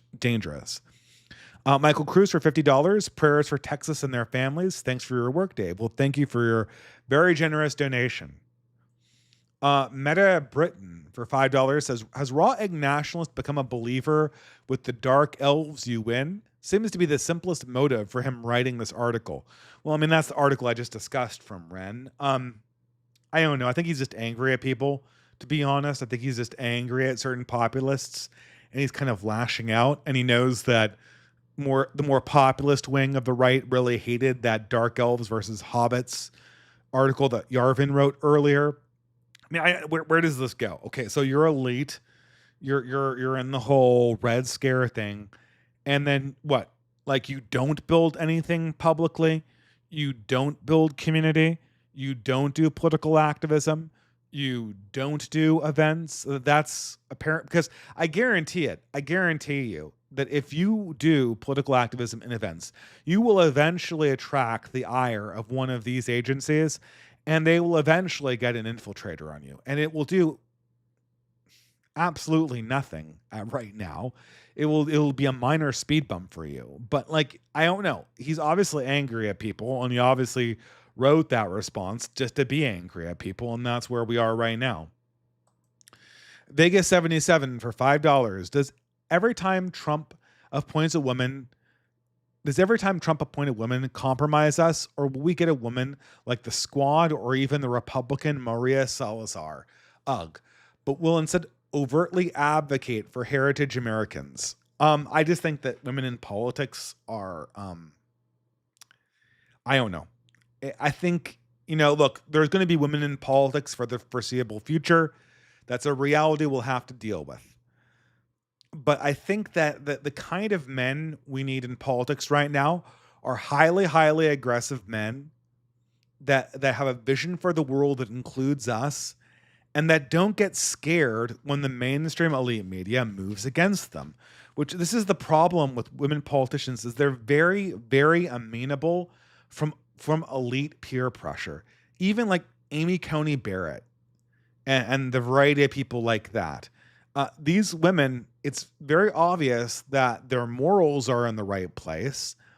But if a bunch of very, very rich special interest groups that they have identified as the ruling class or the people worth knowing or the people who matter, if a bunch of those people suddenly get angry at them or suddenly start judging them, they immediately fall into line. They immediately desist from their aggression.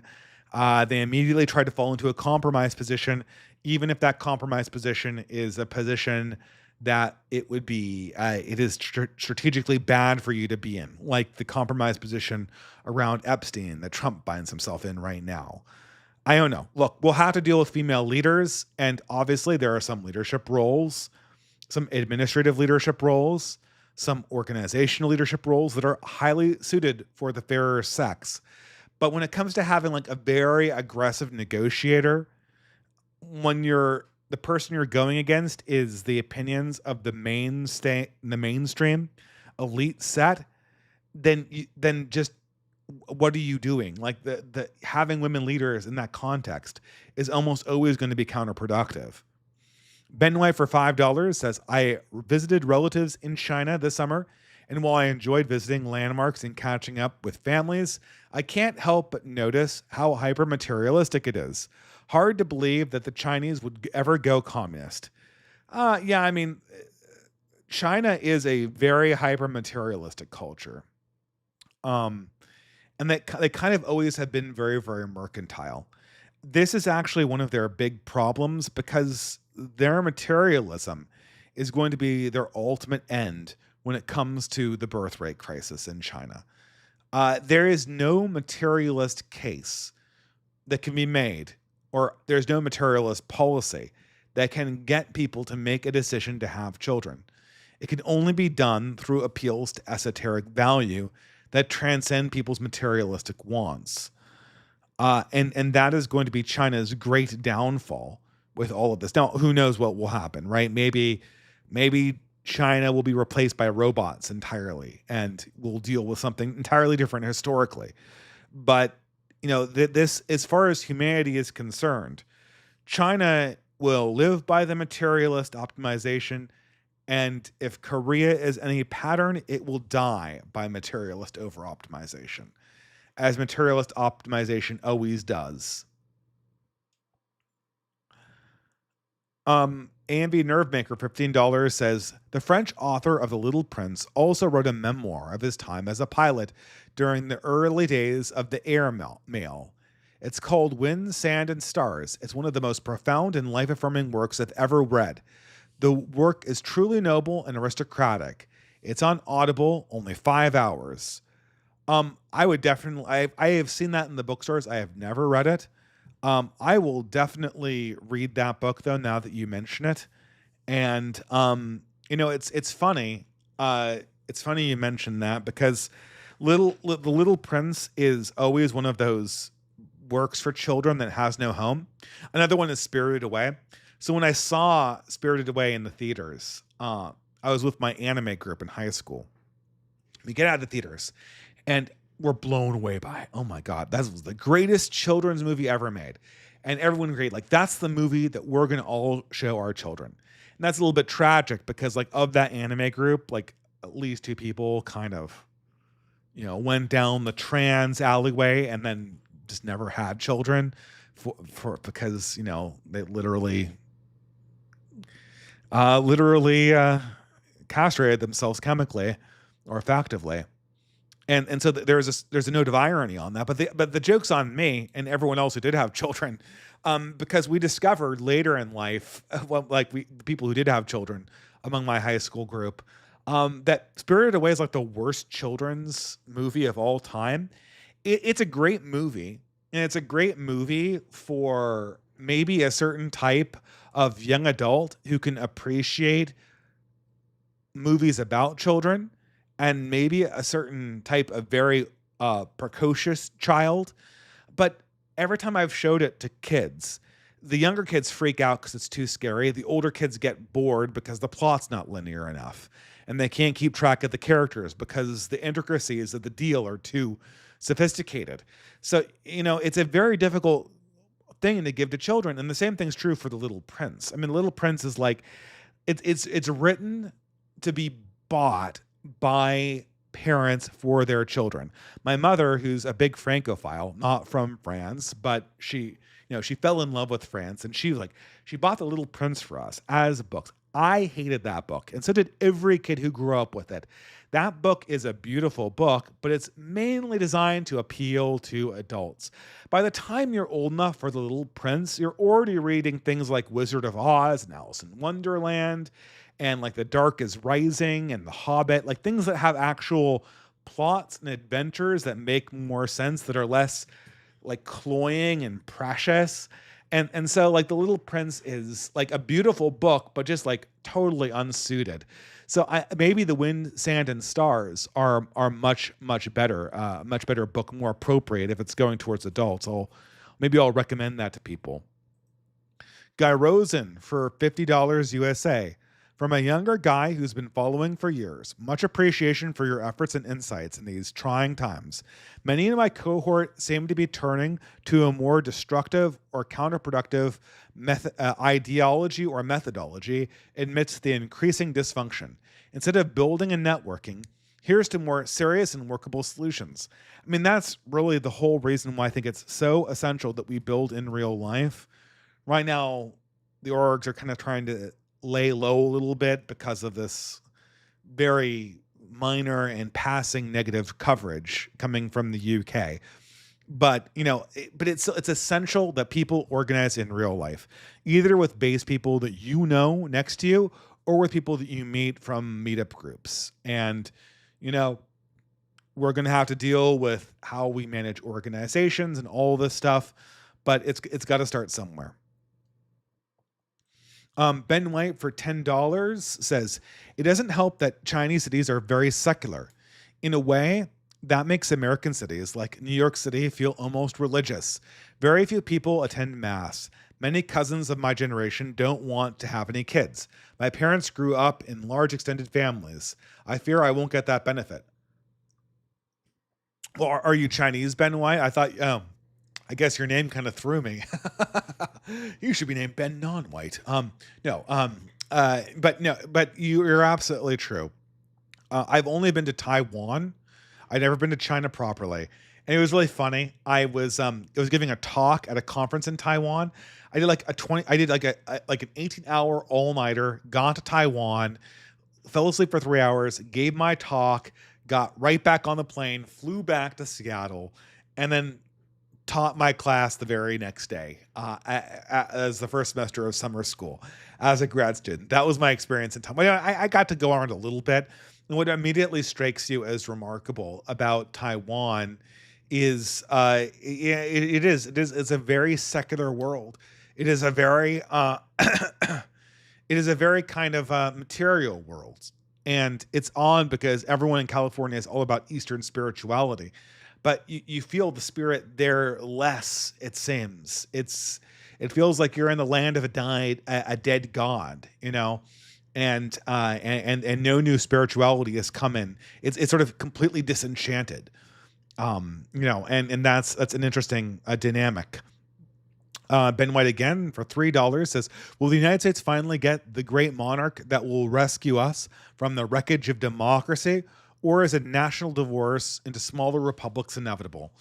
Look, I don't think that the monarch is coming in our lifetimes. I think that further polarization and balkanization is the next step, and that the balkanized communities will be the only communities that have replacement level birth rates, and that balkanized United States is what is going to require that a king come in, step into the fore and manage human problems in a way that will allow humanity to thrive. And that will put us on a track to develop and not just be devoured by the modernity that gave us all of the comforts in the world. But yes, that's my 100,000 foot view. I forgot to close the door. But thank you. My wife is closing for me. But thank you very much, Ben White, for the contribution, and I'll go on. Melon for $50 says, "Seek power in your area so that you can influence disaster response. They will try to direct funds to vulnerable populations, i.e. non-natives, EI non-natives. You need to be the guy who decides this. Boomer order is collapsing. I still see references to 70s everywhere in local organization web pages." Yeah, I mean, any macrocosmic charity is going to be concerned with directing the funds to regime clients, which is why we need to, as organizers and through organizations like Beowulf and the OGC, have a designated list of charities that we trust to be both more or less independent from the Western state as far as that is possible, and also to direct things to the actual people we're trying to give the money to, and not to like second order interest groups or regime clients or regime voting blocks. But thank you for your contribution, Melon. Saffron Park for $10 says, "I enjoy the writings of Evola and Guinan, but perhaps these authors are not good for my soul." Are there good Catholic treatments of those writers or ideas? That is a tough one. The problem is that those are both esoteric writers, and so like, what are you looking for? Like, you know, you can't really critique esoteric like writings where just like the form of the spirit of this is that, and the form of the spirit of this and that, and man finds his vitality in X, Y, and Z. And like, what's the Catholic response to that going to be? Like, well, no, we actually find it in A, B, C, not X, Y, Z. And oh no, the spirit's not like this, but like that. I mean, these are two competing religious tomes. You can find, I'm sure, Catholic apologists have refuted their factual claims, and their historical claims have probably been dealt with by apologists. I don't know if I'd recommend Trent Horn, but I wouldn't be surprised if he took those authors on at some point. Insofar as like other Christian thinkers are trying to make sense of like modernity in a symbolic way, the better version of Jordan Peterson is still, to my knowledge, Jonathan Pageau. So if you're looking for the kind of a little bit midwitty, but a little bit highbrow, in the same way that Jordan Peterson was a little bit midwitty and a little bit highbrow, but still like, you know, not breaking into tears when he has to deal with hard topics, I think he could do a lot worse than Jonathan Pageau. But really, I think, you know, the Christian tradition has to get through this period. And the problem is that consistently Catholics are fighting yesterday's battle today. Like Trent Horn and Justin Brierley and Pints with Aquinas, That's the kind of Catholic thinking that we needed in 2010, right? That's the kind of approach we needed in 2010. And now, they're appearing in 2025 and they're doing very well for themselves and they do great apologetic work. And I hear that they're doing community building too, and I applaud that. But the discourse has moved on, and this discourse that we're seeing, it can only it needs to go to where Avola and Guinan started, which is like hard critiques of modernity, hard reimaginings of modernity from a Christian point of view and not from a pagan one. So that's where I would start. Hunger for $25 USA. I have no thoughts on Lauren Southern besides simping for her much more attractive younger sister. Just had to include a comment for charity. Well, thank you, Hunger, and I really appreciate it. Great man. I very much appreciate the thing. And that was the thing, too. Lauren Southern was doing the whole trad life thing while she was posting like these weird, sexy pictures to Instagram. It just, I don't know, man. It just, how could, and people fell for this. Real people fell for this shtick. It's amazing. I can't believe it. Novum for $5 USA. I'm mildly amused that Lauren Southern lived up to her name, but in the context of Destiny, Southern took up a different meaning. In the context of Destiny, Southern took up a new meaning. Yes. The ring goes south, so to speak.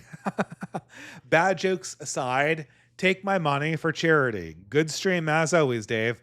Well, thank you so much, Novum.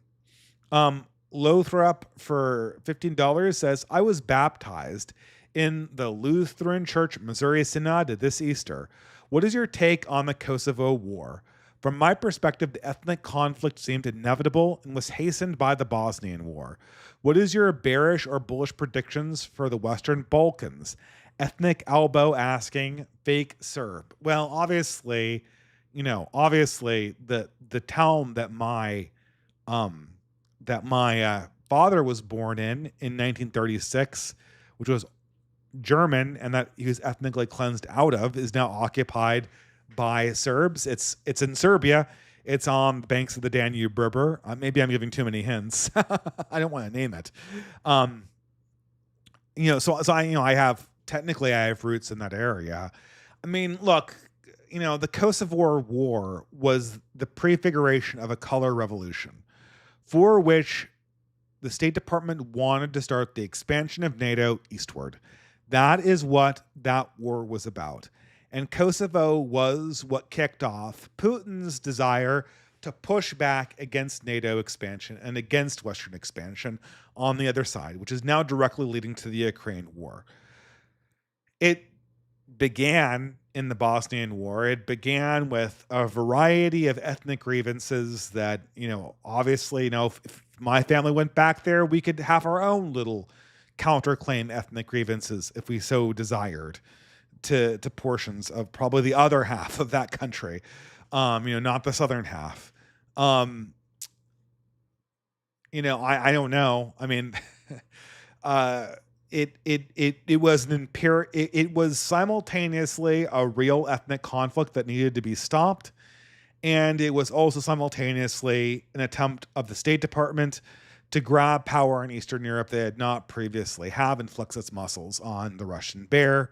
And it directly led to Putin's confrontation with the rest of the region. Look, guys, the only way to govern Eastern Europe is to draw a line down it and let Russia administrate one side and let the Western powers administrate the other. If that line has to be drawn in Ukraine, I guess I'm not adverse to it, right? But the idea that we're going to expand Western powers all the way to Moscow is nutso stuff. And it's for a country that does not have so many internal contradictions. I mean, the rest of the world isn't as crazy as we are, nor should they want to be. Charlie Mackey for $25 USA. Good evening. I hope you and yours are well. Well, thank you very much. Thank you for helping me get through these super chats tonight without staying up too horribly late. Ben White for $3 USA. The feminist revolution and its consequences have been a disaster for the human race.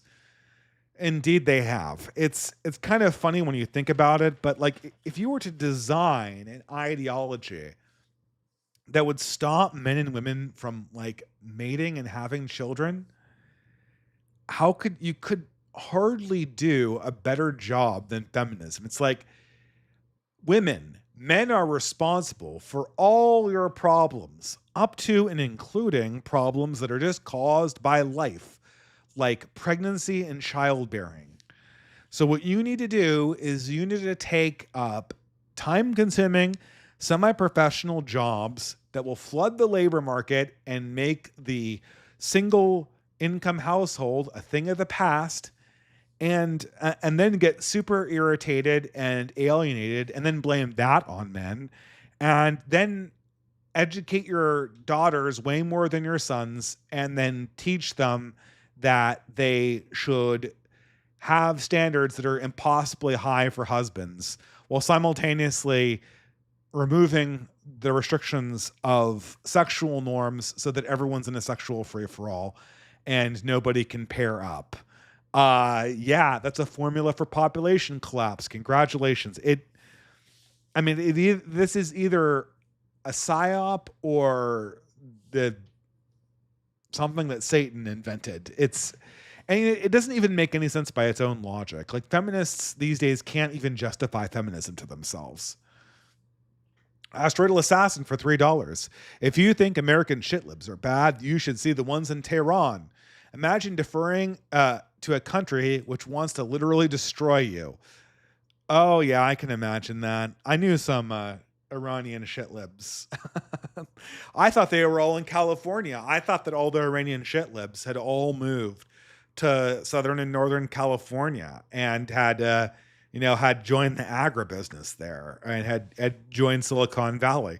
Are you saying that they colonized California and that there's still cucky shitlibs in Iran as well? Well, good to know. I guess Cope Springs Eternal. Cope Springs Eternal. But it's whoa, got a major donation there. Wow. It is thank you very much. But it's yeah, I don't know. I always thought that kind of war would wake people up a little bit. Look, the only time people are going to wake up is when men actually wake up. I think that's just the lesson, is that women and effeminate men are always going to look for ways to avoid conflict.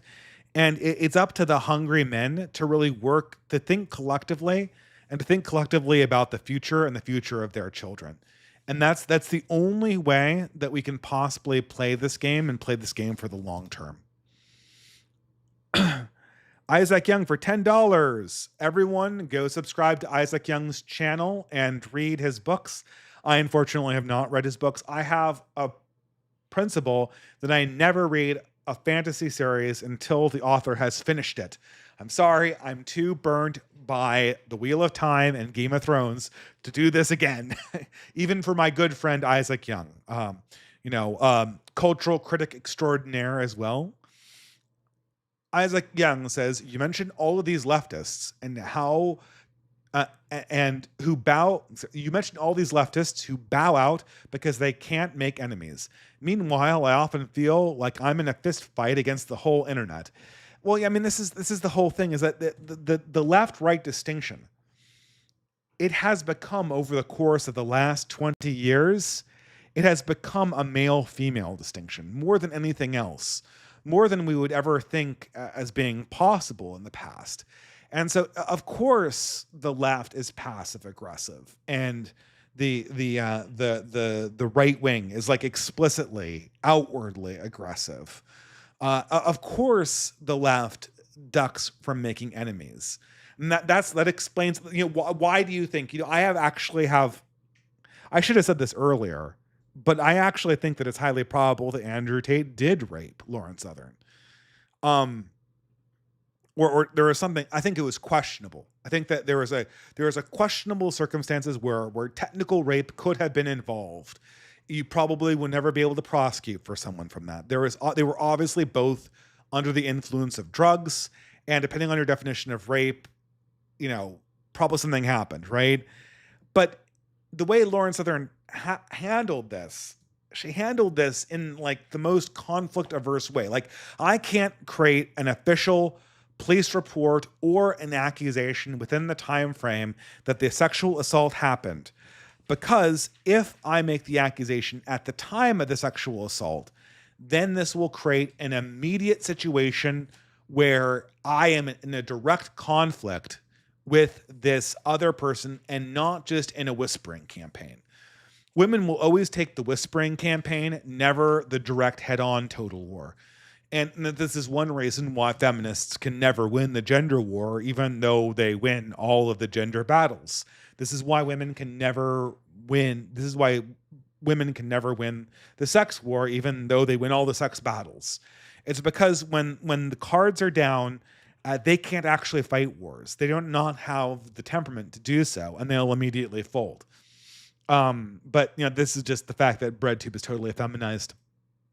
Asteroidal Assassin for $3 says, what will Zoomer leftists do without playing ContraPoints videos in the background while they play Minecraft? Okay, I'm going to give you Asteroidal Assassin. I don't think anyone ever actually really watched ContraPoints videos. I think that this person was... I mean, people said that they were ContraPoints fans because it was the in thing to be a ContraPoints fans. Their videos are incredibly boring. When they release a video, all of the leftists click on the video because they want to show their support for ContraPoints. And because ContraPoints has millions of subscribers, the video will get millions of views. And it's only one video a year, so the right-wing critics are also interested in... To be quite honest with you, I've clicked on every single ContraPoints video too, right? So naturally that develops a lot of views. I do not think that ContraPoints has a dedicated fan base that rewatches their videos. Their videos have virtually no content beyond the memes they can create.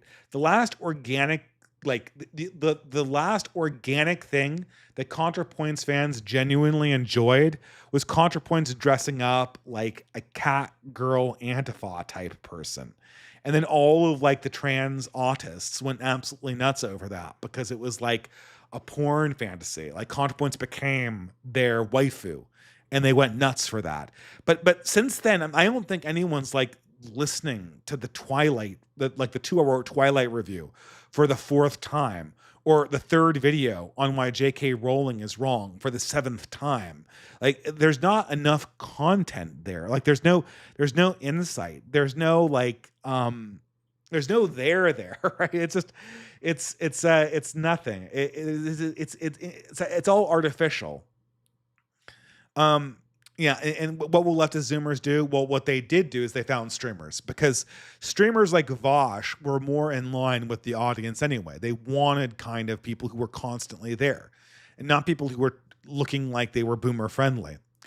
Belloc for $25 says, thanks for doing this fundraising stream, Dave. Well, my pleasure. Thank you for donating so much, guys.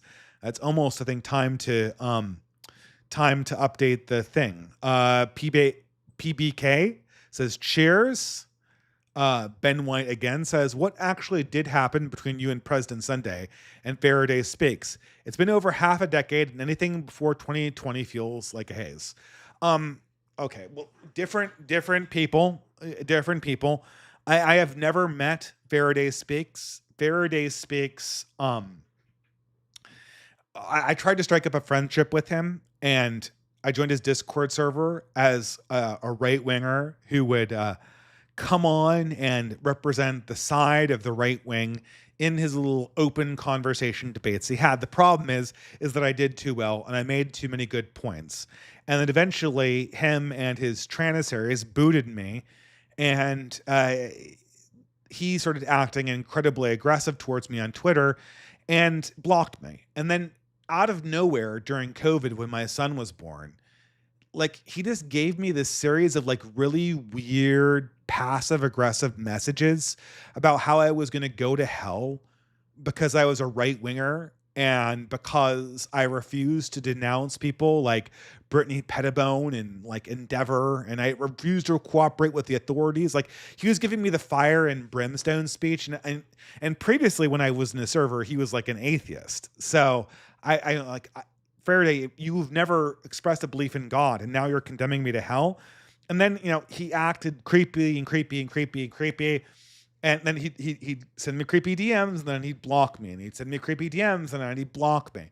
And then when I complained about it, he denied that they existed. And, because he was lying, for the first time in my life, I published a few of the DMs. And that kind of, I don't want to say it ended his career online, but they were really humiliating. He looked kind of like a stalker, you know, and that's kind of the end of it, right? I'm not, that is the only time in my entire life when I published DMs. And that was because he was creepy DMs that felt like he was, he was stalking me, and then like block, and then like, oh, I don't know, what are you talking about? I'm not DMing you. Like that's like, and then like, this stupid passive aggressive shit. And look, I think the guy is like has emotional problems. I think that that's the problem with him. I don't think he's a Fed. I mean, obviously he's just the kind of guy that Feds would like to use as an intelligence asset. And I don't know if it's a coincidence that one of his early guests was, guess who? That hack YouTuber Counterpoints. Also later on, the on and off debating partner of Lauren Southern. Like he got his start via Faraday Speaks to try to revive neoconservatism. Well,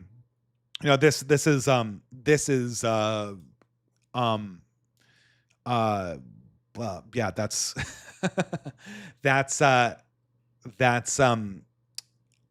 that's the long and the short of it there. He's kind of a creepy guy, and I wish the best for him, but he needs to get out of politics and stay out of politics. And that's my whole relationship with him. President Sunday is a different story. I met this guy in real life. He was probably the second or third person that I met in the project that would eventually become the Basket Weaving Project. And so was involved with some of the early organizing efforts that I had to try to do the right-wing community building before we even really knew what we were doing. The problem with President Sunday is that he was a complete snake who just started doxing people. Right around when the hysteria hit in 2019, he decided that he thought everyone who entertained the idea of human biodiversity was a Nazi, and then started demanding that people give him public airtime on their channels. And then when that persisted, he went around and literally started contacting people's employers, demanding that they do something about people who had been in conversations with the right wing, most notably Academic Agent, and contacting people's employees about online posting. And then the defense of President Sunday, well, it's not doxing. It's not doxing because his name appeared in another public forum, right? Yeah, it's doxing, dude. It's doxing. Okay.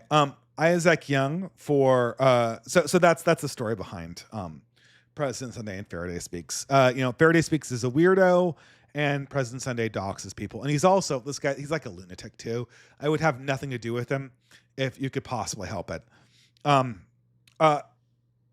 Isaac Young for $5 USA. Your fascination with BreadTube mirrors my fascination with the left indie scene.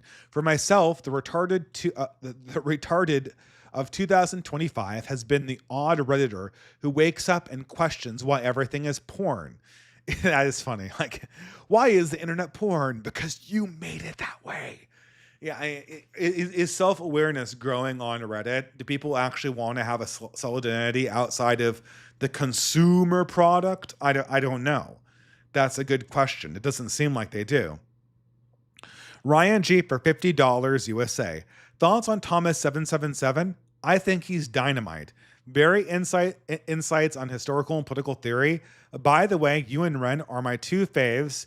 Independent thinkers are bound to butt heads once in a while. Yeah, all my interactions with Ren have been perfectly cordial. Like, I have a very positive opinion on him generally. I just think that the article is really bad. Fine. I'm sure a lot of people think that my idiotic article on Thomas Carlyle was cringe too, right? Like, it happens, right? I don't like the fact that right wingers, when they get pressure, they like purity spiral. that's kind of like that feels like that's the reaction that intelligence operatives want you to have. And so I'm kind of, for that reason, um, I'm kind of not happy with that article, I should say. Let me. Oh yeah, Thomas 777. Look, Thomas has been at our conferences for 2 or 3 years. He's always a very, I mean, look, if you are somebody who's worried about optics, then Thomas 77 is the worst time bomb you could ever imagine. He says edgy stuff all the time. He obviously dresses really edgy. His name is really edgy. His posting history is really edgy. It's all of this, mid-century German stuff. Look, that's his shtick. That being said, his writing is brilliant, his insight's brilliant, and he's a really nice guy. I can't not like the guy, despite the fact that, he wants to dress the way he wants to dress and he wants to post the way he wants to post. It is what it is. And, some people have a certain toleration for that color and some people do not. And I totally understand if you do not like that shtick. To ironically borrow a Jewish term for because it is a shtick. Come on, right? Like no one's a mid-century German in 2025. Like there's no Nazi party of the United States. No one's gonna resurrect Hitler. Grok isn't gonna come and rape Will Stancil. Like this is a fantasy that people are playing out, and this guy is trolling that fantasy. That is what the shtick is. You might as well think that the producers is like Leni Riefenstahl for that matter. I mean, like, I'm not saying like his politics are like sincere. He genuinely believes that the formula that was popular in the 1930s Germany, politically speaking, is the correct way to pursue kind of collective well-being. And look, I can't blame him for that because we're all kind of spitballing here.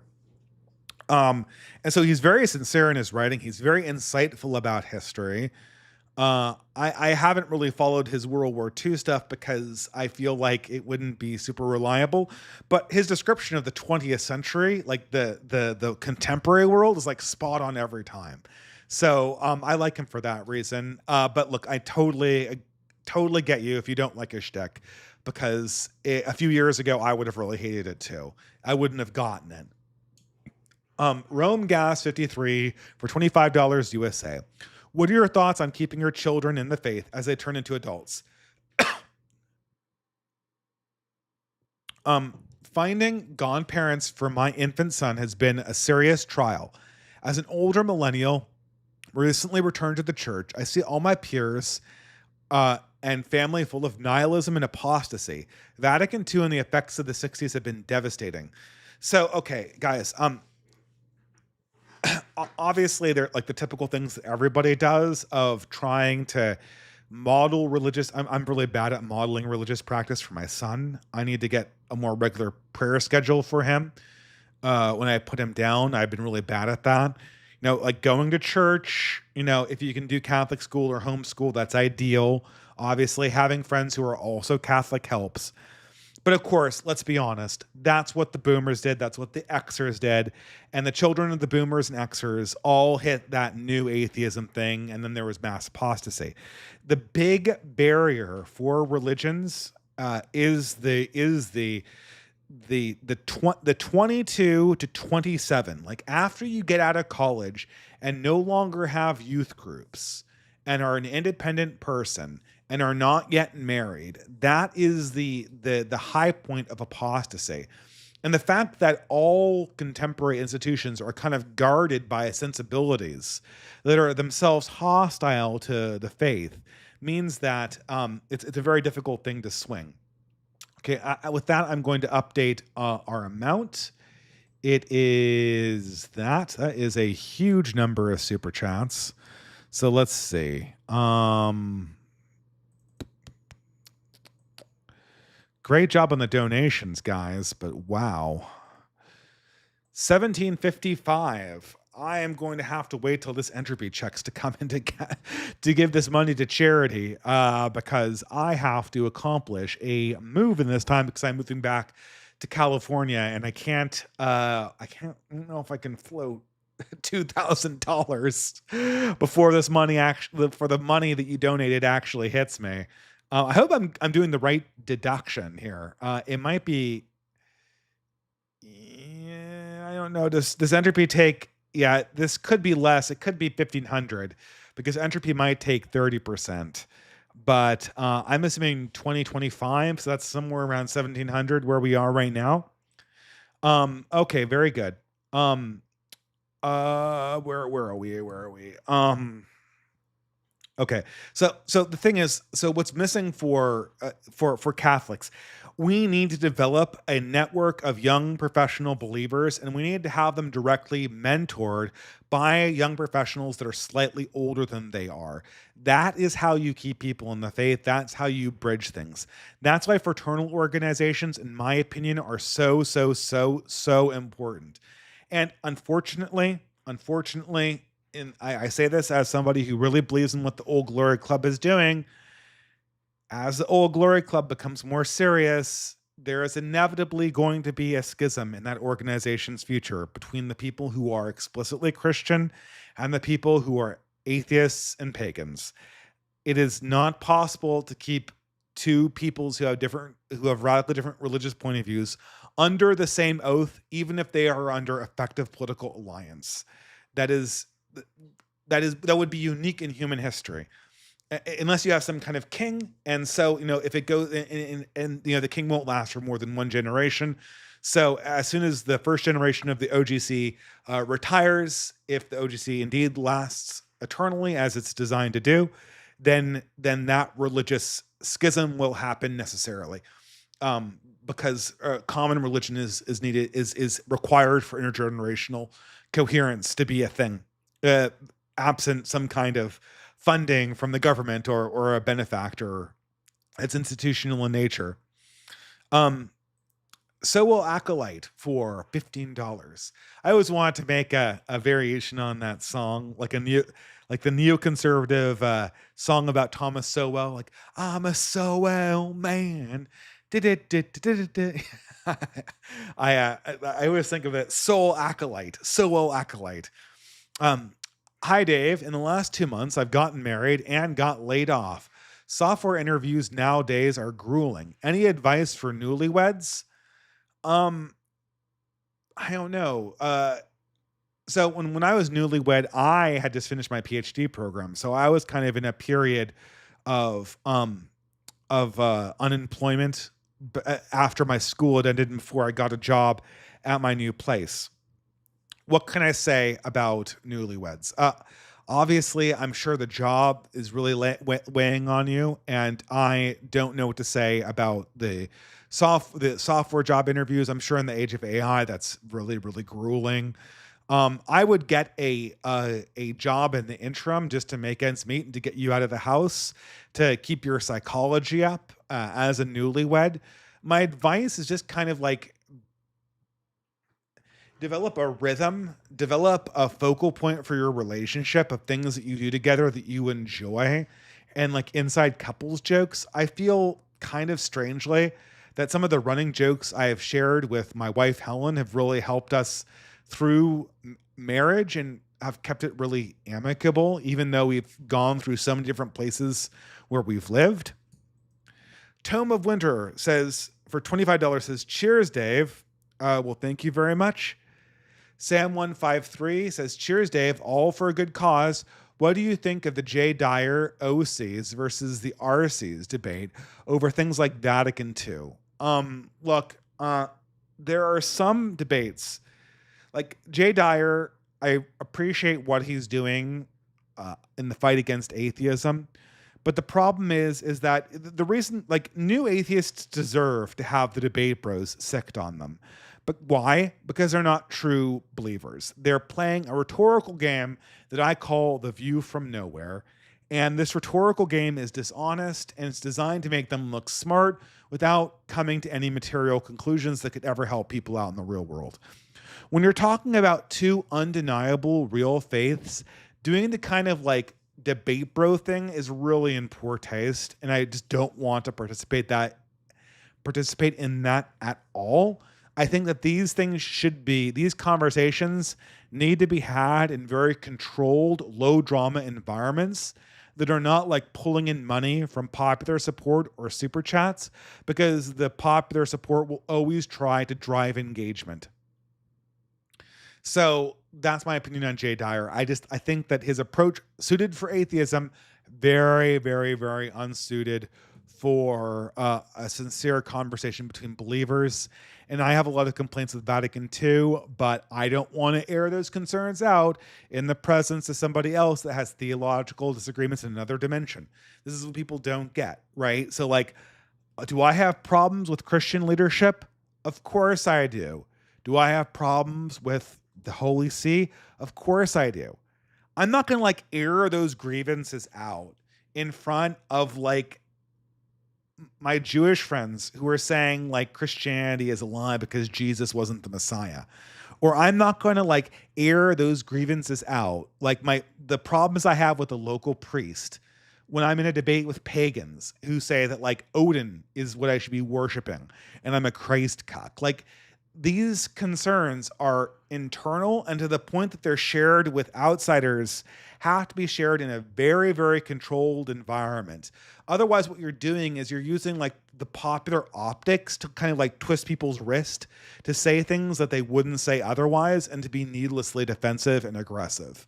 Like when the risk is being humiliated in real life for saying a truth, you are tempting people into the worst possible behavior imaginable. Asteroid Assassin for $3. I won't lie. I wish Musk bought Reddit. It seems impossible to have a conversation on Twitter. Yeah, would he have corrupted Reddit too? I don't know. Reddit is kind of like a property that I wish wasn't corrupted, because that kind of like, we're going to do like Substack is like, we're going to do the 2008 blogosphere, but right. That was Substack. Reddit was like, we're going to do the web forum of 2002 or 1999, but right. Like, we're going to do like the X-Files web fan forum, but right. And it's a very useful object if you have a particular interest. The problem is it's dominated by our enemies. Can you make an alt-tech version? I don't know. That's kind of a touch and go proposition, right? Telegram, which is our kind of the best alternative we had to Discord, it just this year, as far as I can tell, introduced feeds with multiple channels. That's, for me, that's a minimum for a chat service to be useful. And they just introduced it after 7 years of being in operation otherwise. So this alt tech thing is always a huge problem. And even Telegram now, Telegram is incredibly compromised. Like the creator of it is jailed, right? He's in the custody of French authorities at this point. Josiah Lant for $15 USA. Have you heard of the new polity? Thoughts on the works of those guys? Andrew Jones, Mark Barnes, and Jacob Imam. Thanks, Thursday. I have never heard of the new polity. I'm sorry, Josiah. I can't say anything on this one. Thank you very much for your contribution, but I'll have to plead silence on this particular topic. But thank you anyway. Benway for $3. Read Stephen Colbert. Isn't Colbert a Catholic? I even heard once that he teaches catechism class at his parish. The consequences of left caste have been catastrophic for the church. Indeed, he is. And he is very publicly Catholic, because on one of his early interviews with, what was it, Fresh Air? I can't remember which, it was some NPR program, I'm pretty sure. He made a big deal about being Catholic and about being devoutly religious. I don't believe for a second that Stephen Colbert is in alignment doctrinally with the Catholic Church when it comes to anything that cuts against modern progressivism, which makes him kind of like, in reality, it effectively makes him, I'm sure he believes in God, I guess, although he kind of lies a lot for somebody who, has a firm, I don't know, the level of insincerity that is needed to have Stephen Colbert's career would be inconceivable for me as a Christian thinking about it. But indeed, he is a Catholic, and he's known as a Catholic because he advertises it constantly. Sean Schaefer for $50 USA. It seems to me that even our greatest ally is run like our own country. It seems like every country is run by a cabal of its enemies, chosen or not. Gives me some hope that we can not only fight against those people, but wrest controls of my country from its enemies. God bless Texas. God bless America. God bless you and your family. Yeah, even our greatest allies is run like our own country. Yeah, I mean, the government of Israel is not running Israel to the benefit of Jewish people. That's for sure. They've taken all the goodwill that everyone has had towards Jewish people, and they have burned it over the last 3 years in a way that it will be irreversible. Things will never go back to normal, and it's not just one party. They alienated everybody because the people they put in charge of their public relations and how they decided to run their organizations were just such egotistical narcissists and perhaps boomers that they just lied to people, and then people got upset at them, and then they're just they've lost everything. And so that just because you're Israeli does not mean that conquest law does not come for you. But I think they'll be fine. They have a positive birth rate, which is more than most people can say. The Poison King for $15. No Q, just want to help. Well, thank you very much. You're sparing my voice here. Rotten Nate for $10 USA. Our dilemma: under a competent tyranny, the people serve happily. Under an incompetent tyranny, people serve by complaining. Well, yeah, there you go. That's for sure. Yeah, I mean, this is the thing. People, can you imagine being inspired and loyal to America in a way that felt spiritually significant, in the way that a lot of people feel inspired by Israel or inspired by their own specific religious ethnic group? That's something that previous generations of America have that we don't have. And I think we're deeply missing it. Isaac Young for $5 USA. On my part with Carl Benjamin, on my part with the Carl Benjamin controversy, my main takeaway was for Gen Z to stop making critiques from personal life disappointments, as that's an acknowledgement of effeminacy. It's okay. Okay, look, Isaac. I mean, look. I don't know if Carl knows you or not, so he probably does not know that you have an established career as a writer. But look, I mean, the fact that I know that you aren't simply complaining does not mean that everyone. There are people of your generation. There are men of your generation who just complain about things, and there are men of my generation who just complain about things. I remember, this blogger Stardust, a very good blogger. He's called Thinking Ape, right? A great guy, really like his content. I went on his channel. I don't know. Last time I was on his channel, it was 2021. I had originally met up with him in 2017. It's the same content. It's the same MGTOW stuff. It's the same woe is me.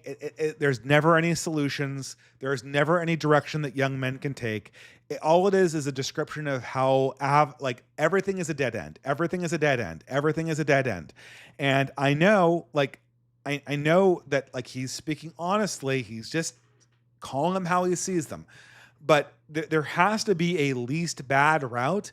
And to not point men in the direction of the least bad route is to in some ways do a disservice to them. And so Sargon or Carl and I are very sensitive to this fact that at some point complaining just kind of becomes something that consumes you. I mean, a good example is Homath. First of all, brilliant content creator, one of the funniest new people on the scene in the last 3 years. I'm still laughing at a joke that he made a month ago that had me split my sides about, you know, God designing women not to make sense. It was like, it was very dry and well made. Um, but in his description of his own life, he first of all, he's in shape, he's very well spoken, he's got his head screwed on, he can hold a conversation, he can think for himself, he has money from his YouTube career. Again, I told you, he's in shape, and he obviously knows how women think. Like, this guy has everything in his pocket necessary to get a really good woman. And believe me, women will not care that you make videos complaining about women. Although, it gets a little, I guess it gets a little harder. But like, he's convinced himself that like he can't get married, that he's damaged goods.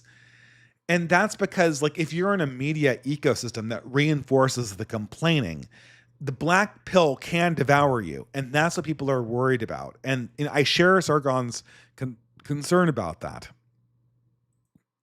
Vitally Kilmenchuk for $10. Dave, I appreciate you giving your take on the situation with Carl's take, but the reason I linked the thread was because it contained the Zoomer response to him. At least look at this tweet. Okay, well, let's look at this tweet. Where did I put my screen capture? Here? Okay. Here's Fugitive Caesar, the Zoomer response to Carl.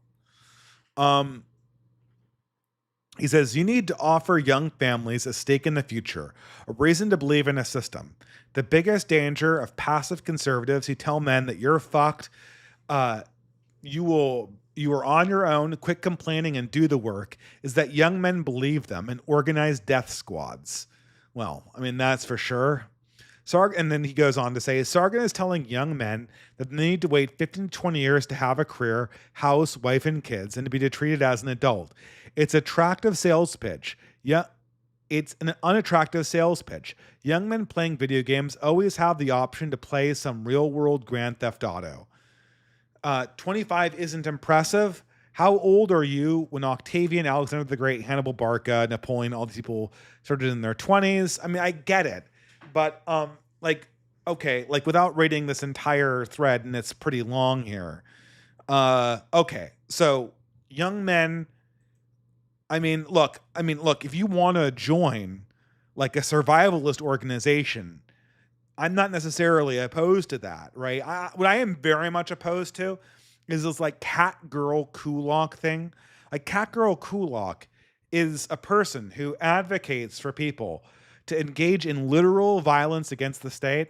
They don't even use their real face. They organize, they do all of this LARPing about civil war. They're not even doing in real life organizing. Look, if you're 25, by all means, join an organization of men dedicated to honing prowess and organization and operating off the grid. That's a great idea. Do it responsibly. Have a backup plan. Have a plan for building your own house, getting land, all of this stuff. People are doing this. I have a friend, Erival. Well, I have an acquaintance. I talked to him like 4 years ago. I have an acquaintance called Erival who's doing an intentional community in the interior of this country. Obviously getting sued by a variety of ethnic interest groups that I will not name. But do that solution. But the problem is that I'm worried, but with all this blackpilling, that you're going to go the MGTOW route and just eternally talk about all of your complaints, or you're going to go the cat girl kulak route, and it's going to be just like constant LARPing about this hypothetical civil war and doing nothing to get people organized in real life. That's what I'm worried about. Are cell phones better? Are cell phones better? Blah, blah, blah, blah, blah, blah. Okay, I'm still really far behind on my super chats, aren't I? Sorry guys, I just lost my place. Ben White says, are cell phones a barrier to pursuing a Christian marriage? The ability to text, voice chat, and video chat 24 hours a day seems like they're easily leads to impropriety.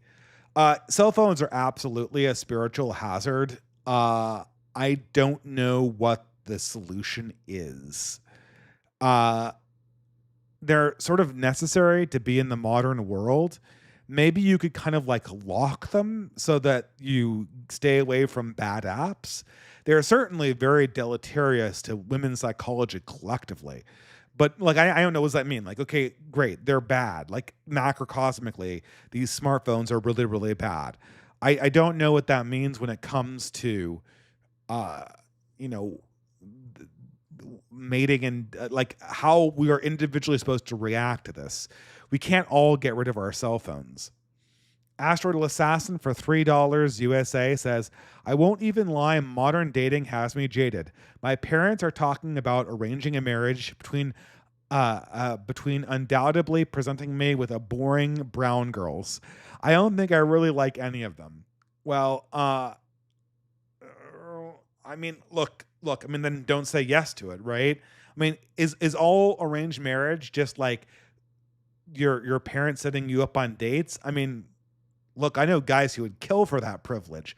Why don't you just, why don't you just go on the date and see if you like them, right? Like give it the college try, so to speak. I mean, I know it's kind of embarrassing to say that your parents found your wife, but if you actually like her, what's wrong with it? And I mean, it seems like you're dating in your own ethnic group, right? So, I mean, the brown girls can't be that boring, right? If Iranians even are brown, which I guess is a topic of hot debate, certainly. I never considered Armenians brown, and they're roughly the same kind of Caucasian area, aren't they? Um, Gvar for $50. Wow, thank you very much. Hi, Dave. I've been watching for a bit after I saw some random guy reference the video on Bioshock and Ayn Rand. I always find your perspective fresh and content engaging. Thanks for the work you do. Well, thank you very, very much. Ben White for $5 USA. There's a recent scandal about Catholic influencers, Voice of Reason, where he was 21 and sent inappropriate texts to an underage girl whom he had been leading catechism class for. In the old days, men would never have this level of access to young women. I mean, yeah, this is exactly the kind of temptation. I mean, look, yeah, I mean, like, I don't know. How would you stop this, right? Look, I mean, inappropriate texts. So like, I bet you that Catholic teachers inappropriately hit on girls in the past and got caught. The phones make it easier, but it's the same problem just in digital space. We can deal with this. Like this is not an impossible to solve problem. I don't like it anyway, but like if we put some effort into organization, we could easily tamp down on this problem. And this is actually minor when it comes to the larger problem of social media.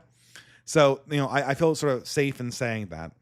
Joseph Burke for $25 says, thank you for your contribution, Joseph.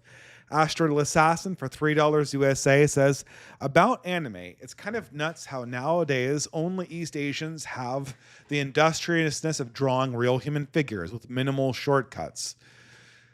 I guess so. Yeah, I mean, is it industriousness that makes CGI popular in the West and anime popular in Asia? I'm not even so sure how much this hand-drawn anime is even hand-drawn anymore when computers can just draw the stills for you. That's a hard one, right?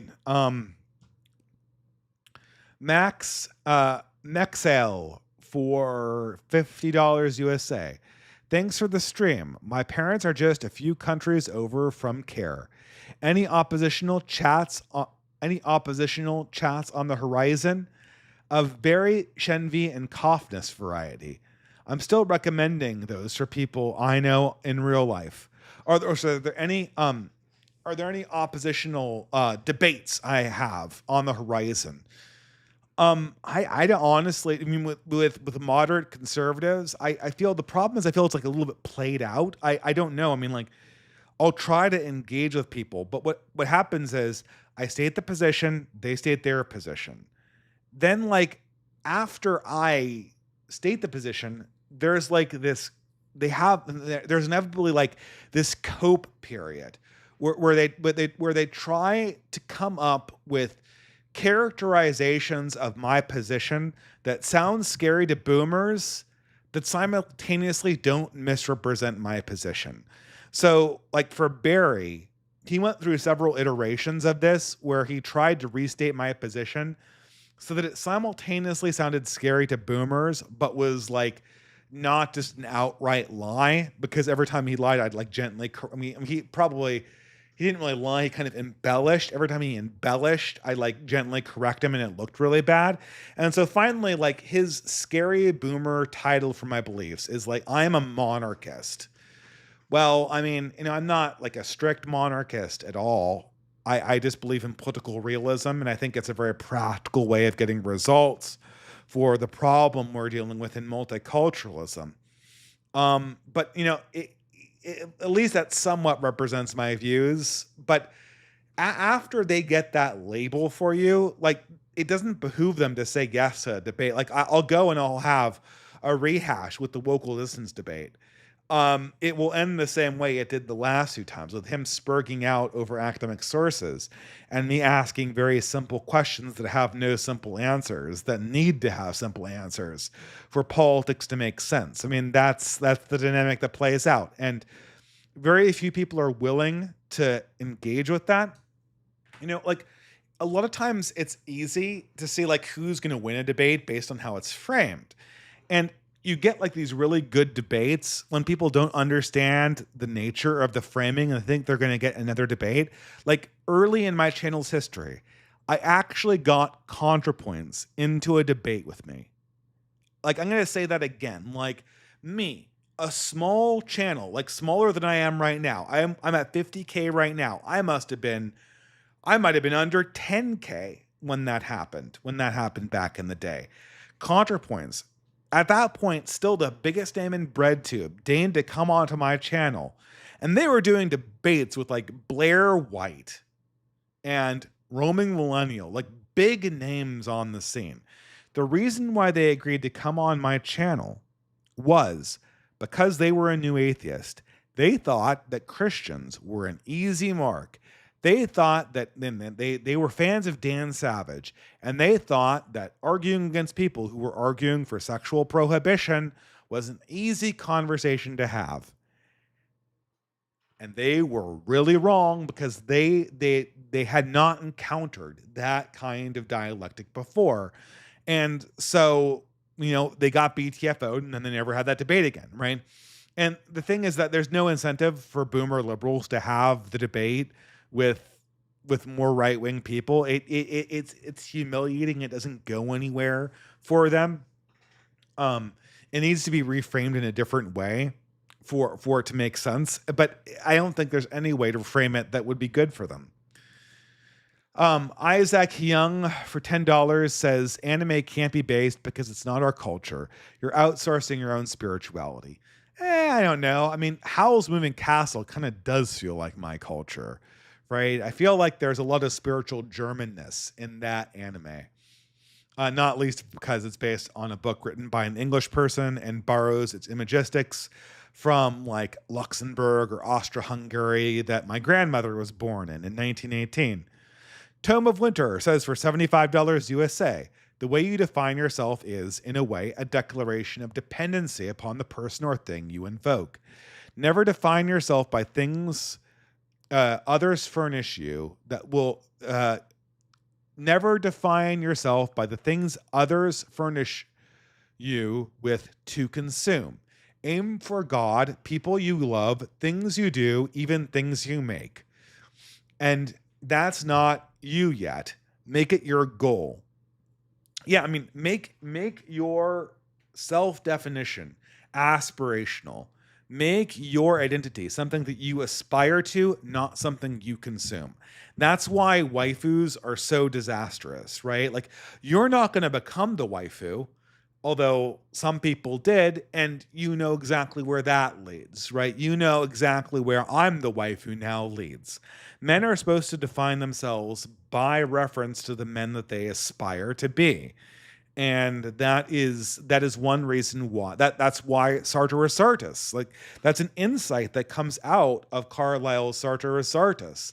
And that's one reason why I felt that book was so important, and I needed to review it in this incredible esoteric way. But it's absolutely true. Hence why simping is bad. Joe Schmo for USA $25. Hey Dave, have you any advice for finding long-term purpose in a career? I spent the last 8 years getting a MS in aeronautical engineering from prestigious school and working in the industry too, while at a well-paying job. Despite this, I still feel pretty pointless, and it's starting to weigh on me. Any advice? Joe Schmo. Look, I work at a cuck engineering job too. It pays the bills. I work hard at it. I try to do a good job. It is totally unfulfilling. Look, you as a man, you have to make the finances add up for whatever you want to do. And if you're looking for a woman, you kind of want to have a future plan that adds up to a house at the end of the rainbow.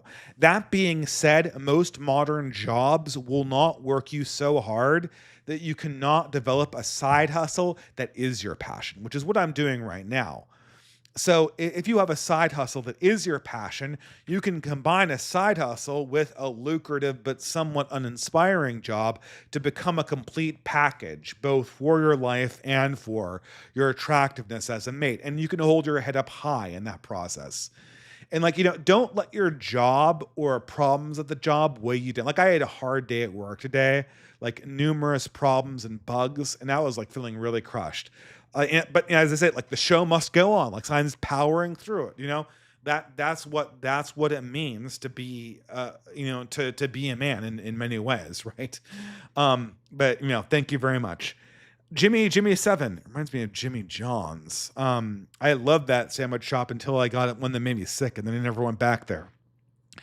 Chipping in and shilling for the Texas response.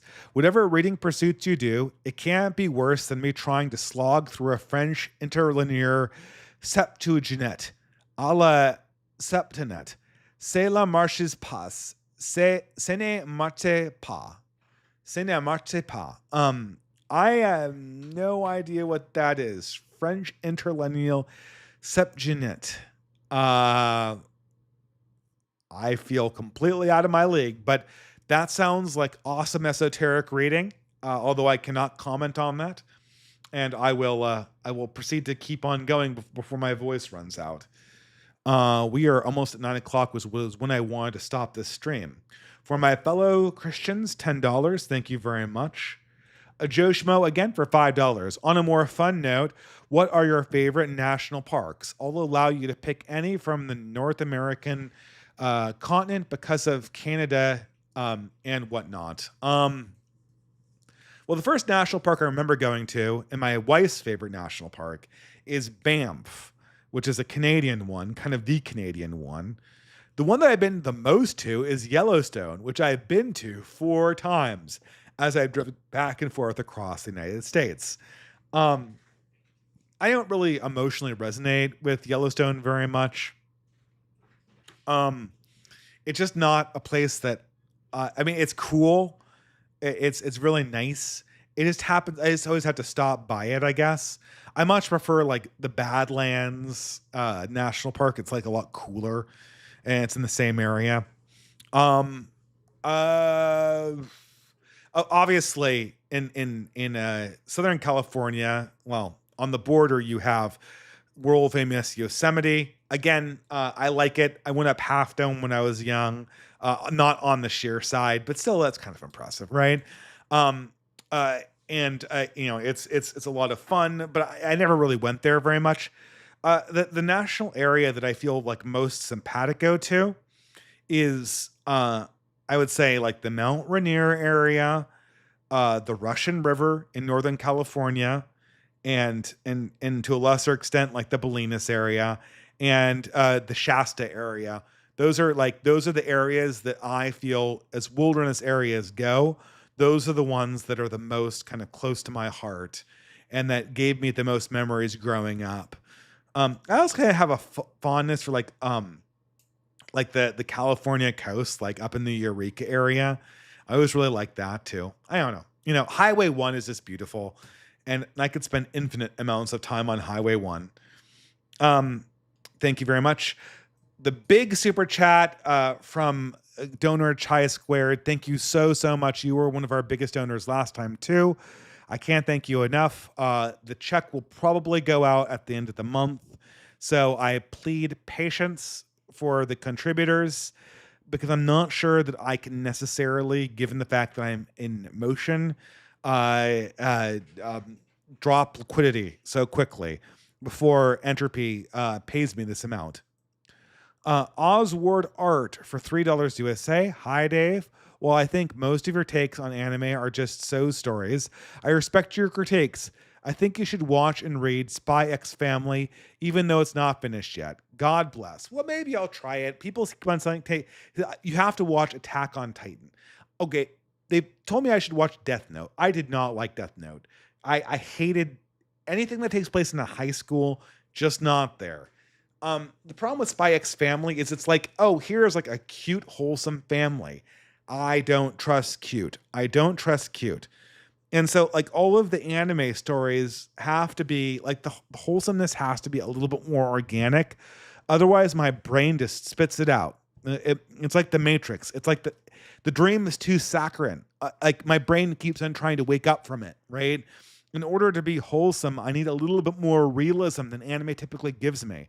And what I hear people talking about Spy X Family generating is like a feeling of wholesomeness that is cute, that is also highly unrealistic. And my brain is going to immediately reject that. I have had it up to here with things that look wholesome but are fake. That is rough. I've been overdosed on that drug. Ben White for $10 USA. Hi, Dave. I've always disliked flying due to how much of a time sink it is, but it seems like a service of flying post-COVID has gotten much worse. Tell us your worst flight experience. Well, I mean, once I was on the tarmac for like 4 hours, that was pretty bad. What's my worst flight? I mean, you're right. They're all post-COVID. All of the terrible flight experiences are post-COVID. I'm trying to think of like, is there like a really bad one? I've had day long. I mean, going back from the OGC conference, that was the first officially OGC conference. We were coming back from Memphis, I think. This was the year before last, right?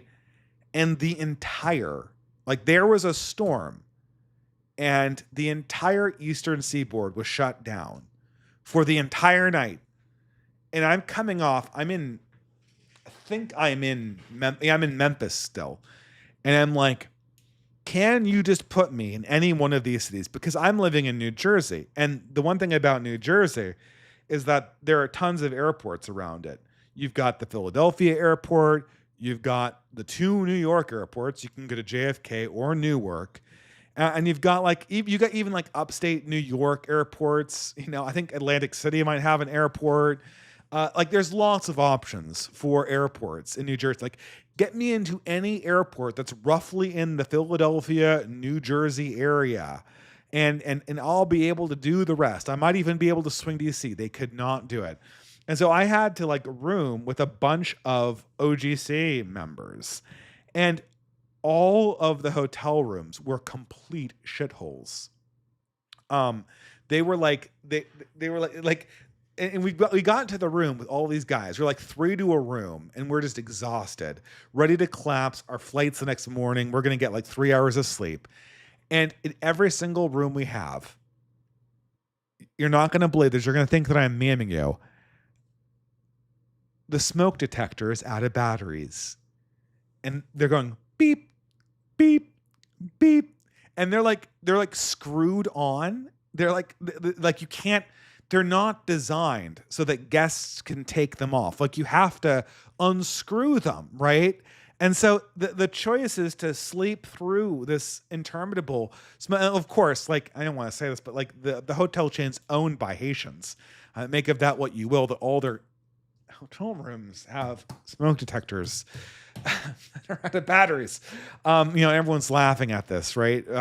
But eventually, like I think one of my guests has a pocket knife with a screwdriver. Like we unscrew it and disable the smoke detector so we can get like 4 hours of sleep before catching the flight back the next day. That's probably like my worst one in recent memory. A Tome of Winter for $400. Thank you so much. Big contributions, very, very good. I can't thank you enough.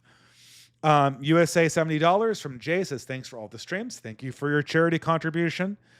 $10 from Le Grenard, and we're over time now officially. Thanks for the stream, Dave. Were you a fan of the Z-Man? Did you get to meet him at the conference before his passing? Always love hearing your your recollections of Ann Arbor. Go Blue. Hey, go Blue. That's my football team. Nerd aside, one of my friends got me into Blood Bowl, and I painted my Blood Bowl team with giant M's on them because I'm a big college football Michigan. I haven't watched college football in ages, but it's funny.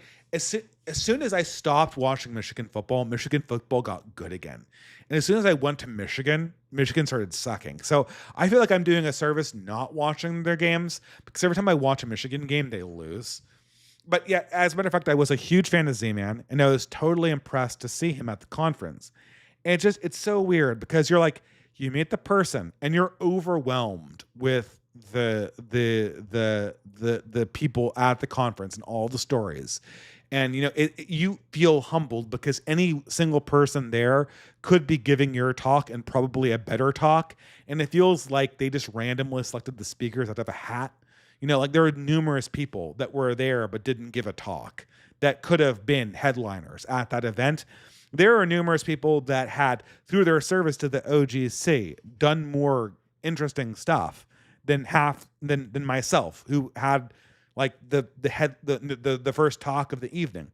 And so you meet these people, and with Z-Man, you're like, I've read you for ages. This is the beginning of our friendship. But it wasn't the beginning of our friendship. It was the end.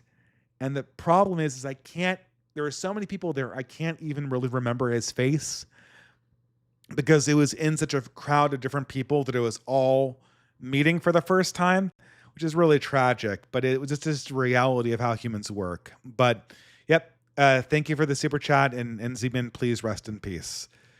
Ben Non-White for $5. When you were single, did you cook every day or a meal prep? Trying to balance between lowering food expenses and saving time. Trying to stomach eating grilled chicken breast for the 4th day in a row. I went back and forth. I was not the best, most consistent cook because it always feels really weird cooking for yourself. I have heard that meal prep programs make sense for single men. So when I was a single person and didn't have a girlfriend or anyone to prepare for, but before that, like when I was working, like I got really in shape through P90X, and they had a meal plan, and that meal plan was the best thing I ever did because it stopped me from snacking. Now, like I've lost a little bit of weight. Now I'm trying intermittent fasting. It's works pretty well. The problem of single people is it's portion control. So, and the problem is it's really, really hard to make a cost-efficient meal for one person that's not disgusting. So I would advise, look, I mean, this is what I would advise. If you're a single person, a single young guy, maybe try to have one meal, like one bigger meal, and then do fasting. And then for that meal, make it really good so that you have leftovers for lunch the next day. And then try to cut out snacking because snacking is both costly. And then then maybe have designated times where you can go to a restaurant that's not too dear. And that's not too unhealthy. And that's what I would recommend for a single man. I guess that's my best shot. I'm not a dietitian though. Alex Wegner for $3 says, "Hi Dave." thank you for your contribution. Josiah Law for $10 says, New Polity is great. A think tank focusing on just what you were talking about earlier.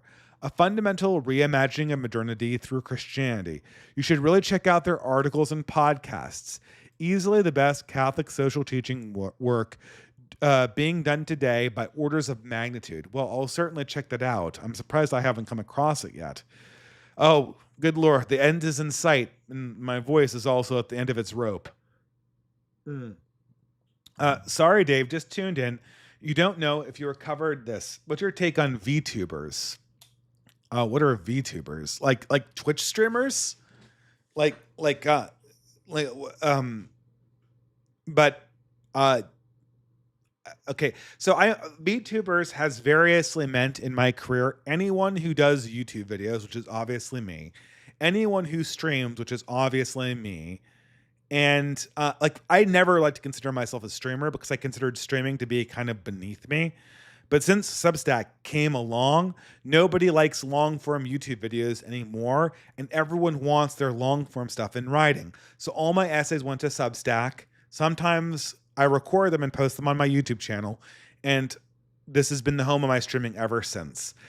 Streamers as in Vosh and Destiny, have been a scourge on political dialectics, and I will never forgive them for this. They have easily retarded political human understanding for like 10 years by turning it into an entertainment product and by further effeminizing it and turning it into a consumer product.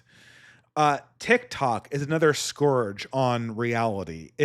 These little clickbaity things, they're intellectual junk food. Look, I think Homath is hilarious. But even him, the best stuff he produces is the classic YouTube videos. Like his clickbait TikToks suck. I don't like them. So I don't know. There you go. I guess I don't like VTubers. I am now embarrassed about my super chats about disappointment. I shouldn't be so ungrateful. Well, thank you very much, Asteroid Assassin. Ungrateful or not, you have contributed to charity after Entropy takes its cut, so probably $2 there if I'm doing the math properly. Isaac Young saw Homath. Previous post was that Gen Z should not complain like they do. Apologize if that wasn't clear. What I want to hear is for Gen Z is to stand apart away from self-pity, as that never benefits men. So I think Isaac, I think we're in agreement here, right? But look, I don't really think that there's any difference between you and Carl. But as an older man, I guarantee that when I think it's a very high probability that you'll get married, and then you'll be in the exact position that I am right now, and younger guys are going to come to you, and they're going to have problems that are similar to yours, but harder. And it's going to be very hard for you to give them advice hopefully by then we'll have the organization will be more developed, right? So maybe there will be more solutions, but, yes, thank you very much.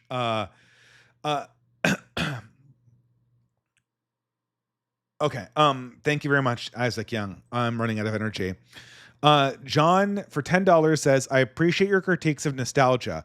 What is your opinion of Lana Del Rey?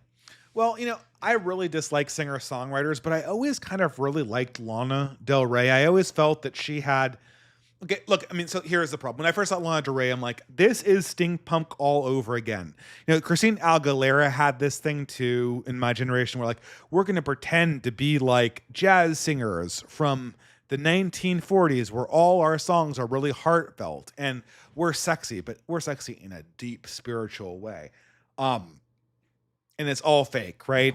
Lana had this inner authenticity that I felt wasn't captured by anyone else. Obviously, she's a pop star. She's naturally fake, like politicians. This is a profession that is fake by its definition.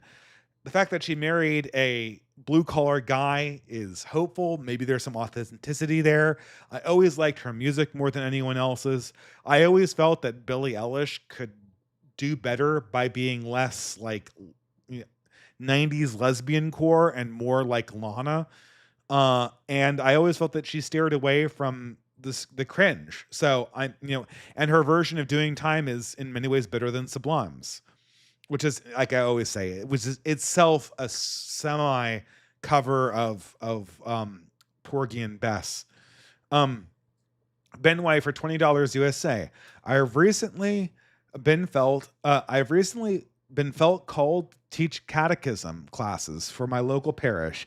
Sadly, I may not be able to teach freely. They may really dismiss me if I say anything like, it's a mortal sin and a violation against justice for a married person to habitually deny sex to his or her spouse without grave reason. Yeah, but I mean, look, does that ever really come up? My experience with catechism class, and I taught it for about 2 years to sixth graders, is you get to, I mean, my problem is you have to teach the Old Testament to people with no understanding of history and who don't even know the stories very well in their basic form. They don't know the stories in their basic form, so they can't be taught about the theology very well. Furthermore, what they have absorbed from pop culture are all of these smart alecky new atheist questions that, while they have answers, have really, really long answers that you can't answer easily in the context of a class in a way that a sixth grader doesn't understands the answer to. So like a question is like, why was it so violent? I can't explain to a sixth grader who has no context of history that the Bronze Age was inherently violent, and that what you're seeing in the Old Testament is probably like way less violent than anything else that was going on in the world there at that time. That what you're seeing is a description of reality in the late Bronze Age, early Iron Age. I can't explain that to somebody who thinks that history was like, began 1,000 years ago. So look, the core to catechism is answering people's questions in the best way you can, and try to understand when a question is something that they need to have somebody else answer. So a married person is going to like, for instance, you're not married from what you've told me. Married people need to get that advice from somebody else who is married. That's just I mean, you are 100% technically right. Like the marital obligation needs to be taught to married couples by other married couples. That's just proper Christian formation. And unfortunately, because the church is just run by I'm sorry to keep up with the theme of this show, because it's run by retards. Now we have 24-year-olds explaining to 35-year-olds the marital debt, and then it's a disaster because human beings do not receive facts in a vacuum. I could easily explain the marital debt in a way that would not offend a newlywed couple, but it's very hard to receive that from a single young man, unfortunately, Ben White. So be very cognizant of not just being right, but of answering people's questions in a way that they'll hear the answer. Lothrop for $20 USA. I've recently felt called to... Wait, hold on. Okay. The issue for Gen Z, right-wing Gen Z, is the overconsumption of political content and MGTOW ideas leads to the conclusion that every issue is a dead end with no immediate solution other than patient self-improvement. It's easier to complain about the futility of society. Gen Z should just log off and live under God. Well, yeah, but they don't log off, right? So given that everyone in this conversation has not logged off and joined a monastery, my case is that you should have this political community have some instantiation in the real world. Find people in your real life who are, and maybe they don't watch this channel, maybe they watch, but vaguely in the orbit of these ideas or something that are very, very near them, so that the conversations we're having here are not so dissimilar from the conversations you're having with your friends. That should be your goal as someone in Generation Z. Do not be like millennials were during COVID. Do not have your political identity move into the ether so that it's a function of the algorithm. Absolutely avoid that. Jay Ford, my friend, for $3 says chirp. Jay Ford, good OGC member and leader. He was giving one of the best speeches at the last OGC, and great guy. But I remember that maybe he part of that party that was caught in that horrible hotel. I feel a lot of guys were.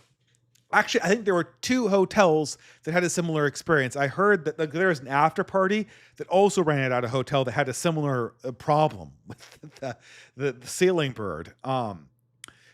Leg Grogard for $5 USA. I feel the same way about Michigan football. The less I watch, the better they do. I spiritually identify with you as a conservative who grew up in a blue state. It makes me long for the UP where I can escape into the wilderness. I love the UP. Don't you just love Tequamanon Falls is just so great, and like the little beaches but not beaches around like the Great Lakes. Yeah. We're going to the beach. It's fresh water. Me as a Californian, this isn't a freaking beach. But yeah, the UP is great. What's also funny is that my father went to Michigan after he got his undergraduate in Canada. And while he was there for graduate school, Michigan had like its longest losing streak too. So there's like a family curse between me and I almost doxed myself with that there because I'm super tired. But there's a family curse, a green family curse when it comes to football and attending schools of otherwise winning teams. Zazplash for $25. Wait, what's wrong with Wheel of Time? I started reading them and then enjoyed them. Am I going to be disappointed further down? Is it something that either Jordan dying or his meandering style that turned you off? Yeah. This is not a secret. I guess I'm spoiler alerting real life. Robert Jordan died before the series was completed. This is one of the most famous facts in contemporary fantasy. I'm surprised to have, this is why people are worried about George R.R. Martin. Now, Robert Jordan, unlike George Martin, consistently was publishing through his life. So he didn't just like stop and have a 10-year writing block. He continuously wrote books, and at his death, he handed off the series to another writer, a very good technical writer called Brian Sanderson. Now, I really hate Brian Sanderson, and I know that's controversial, but I think the guy is a great technical writer, a great technical storyteller. I think he's a hack. And maybe Isaac Young is going to pop in here and tell me I'm wrong. But every single Sanderson novel I've ever read, I felt incredibly manipulated. I feel the author's hand literally directing me to his desired conclusion, and I hate that feeling. Samed Ayan for $5. Dave, from your answer, you don't know what VTubers are. I don't know how the fuck that happened when one was at the fucking Super Bowl. Please keep it that way. Protect your innocent mind. If only you knew how bad things were. VTubers. Like, what could VTuber be? Twitch, right? It's not OnlyFans. Is it? Do you mean OnlyFans streamers? Like, I'm going to assume that VTubers is like Twitch or TikTok or something like that, right? Okay, well, maybe I'm innocent. I don't know. It's a Zoomer thing. BDIR for $25. It was great seeing you again at the conference. Once again, sorry for the mass debacle. We'll smooth things out next year. Well, look, it was so busy. Getting to mass that day is always really, really, really, really, really difficult. But anyway, it was great seeing you there. And I think I know who you are, but I won't, I almost dox myself. I'm not going to dox you because I'm at so little sleep. The Shadow Band for $20 says, thanks for the stream. Any thoughts on electro swing music? I was never, I know like the swing revival from the late 90s. There was kind of a subset of ska. But I don't know like Electro Swing. I never really listened to that. I'm sorry. It's late. Jay Ford again says, I didn't get caught in the smoke alarm issue. Thank you for the kind words. My article and speech were the first things I've written since high school. I think your and Carl's were my favorites. Well, I think they're all going to get published on the OGC blog. So there's that, right? Um, uh, Lay Gronard for $5 USA. Embrace Michigan nationalism. We are objectively the best state.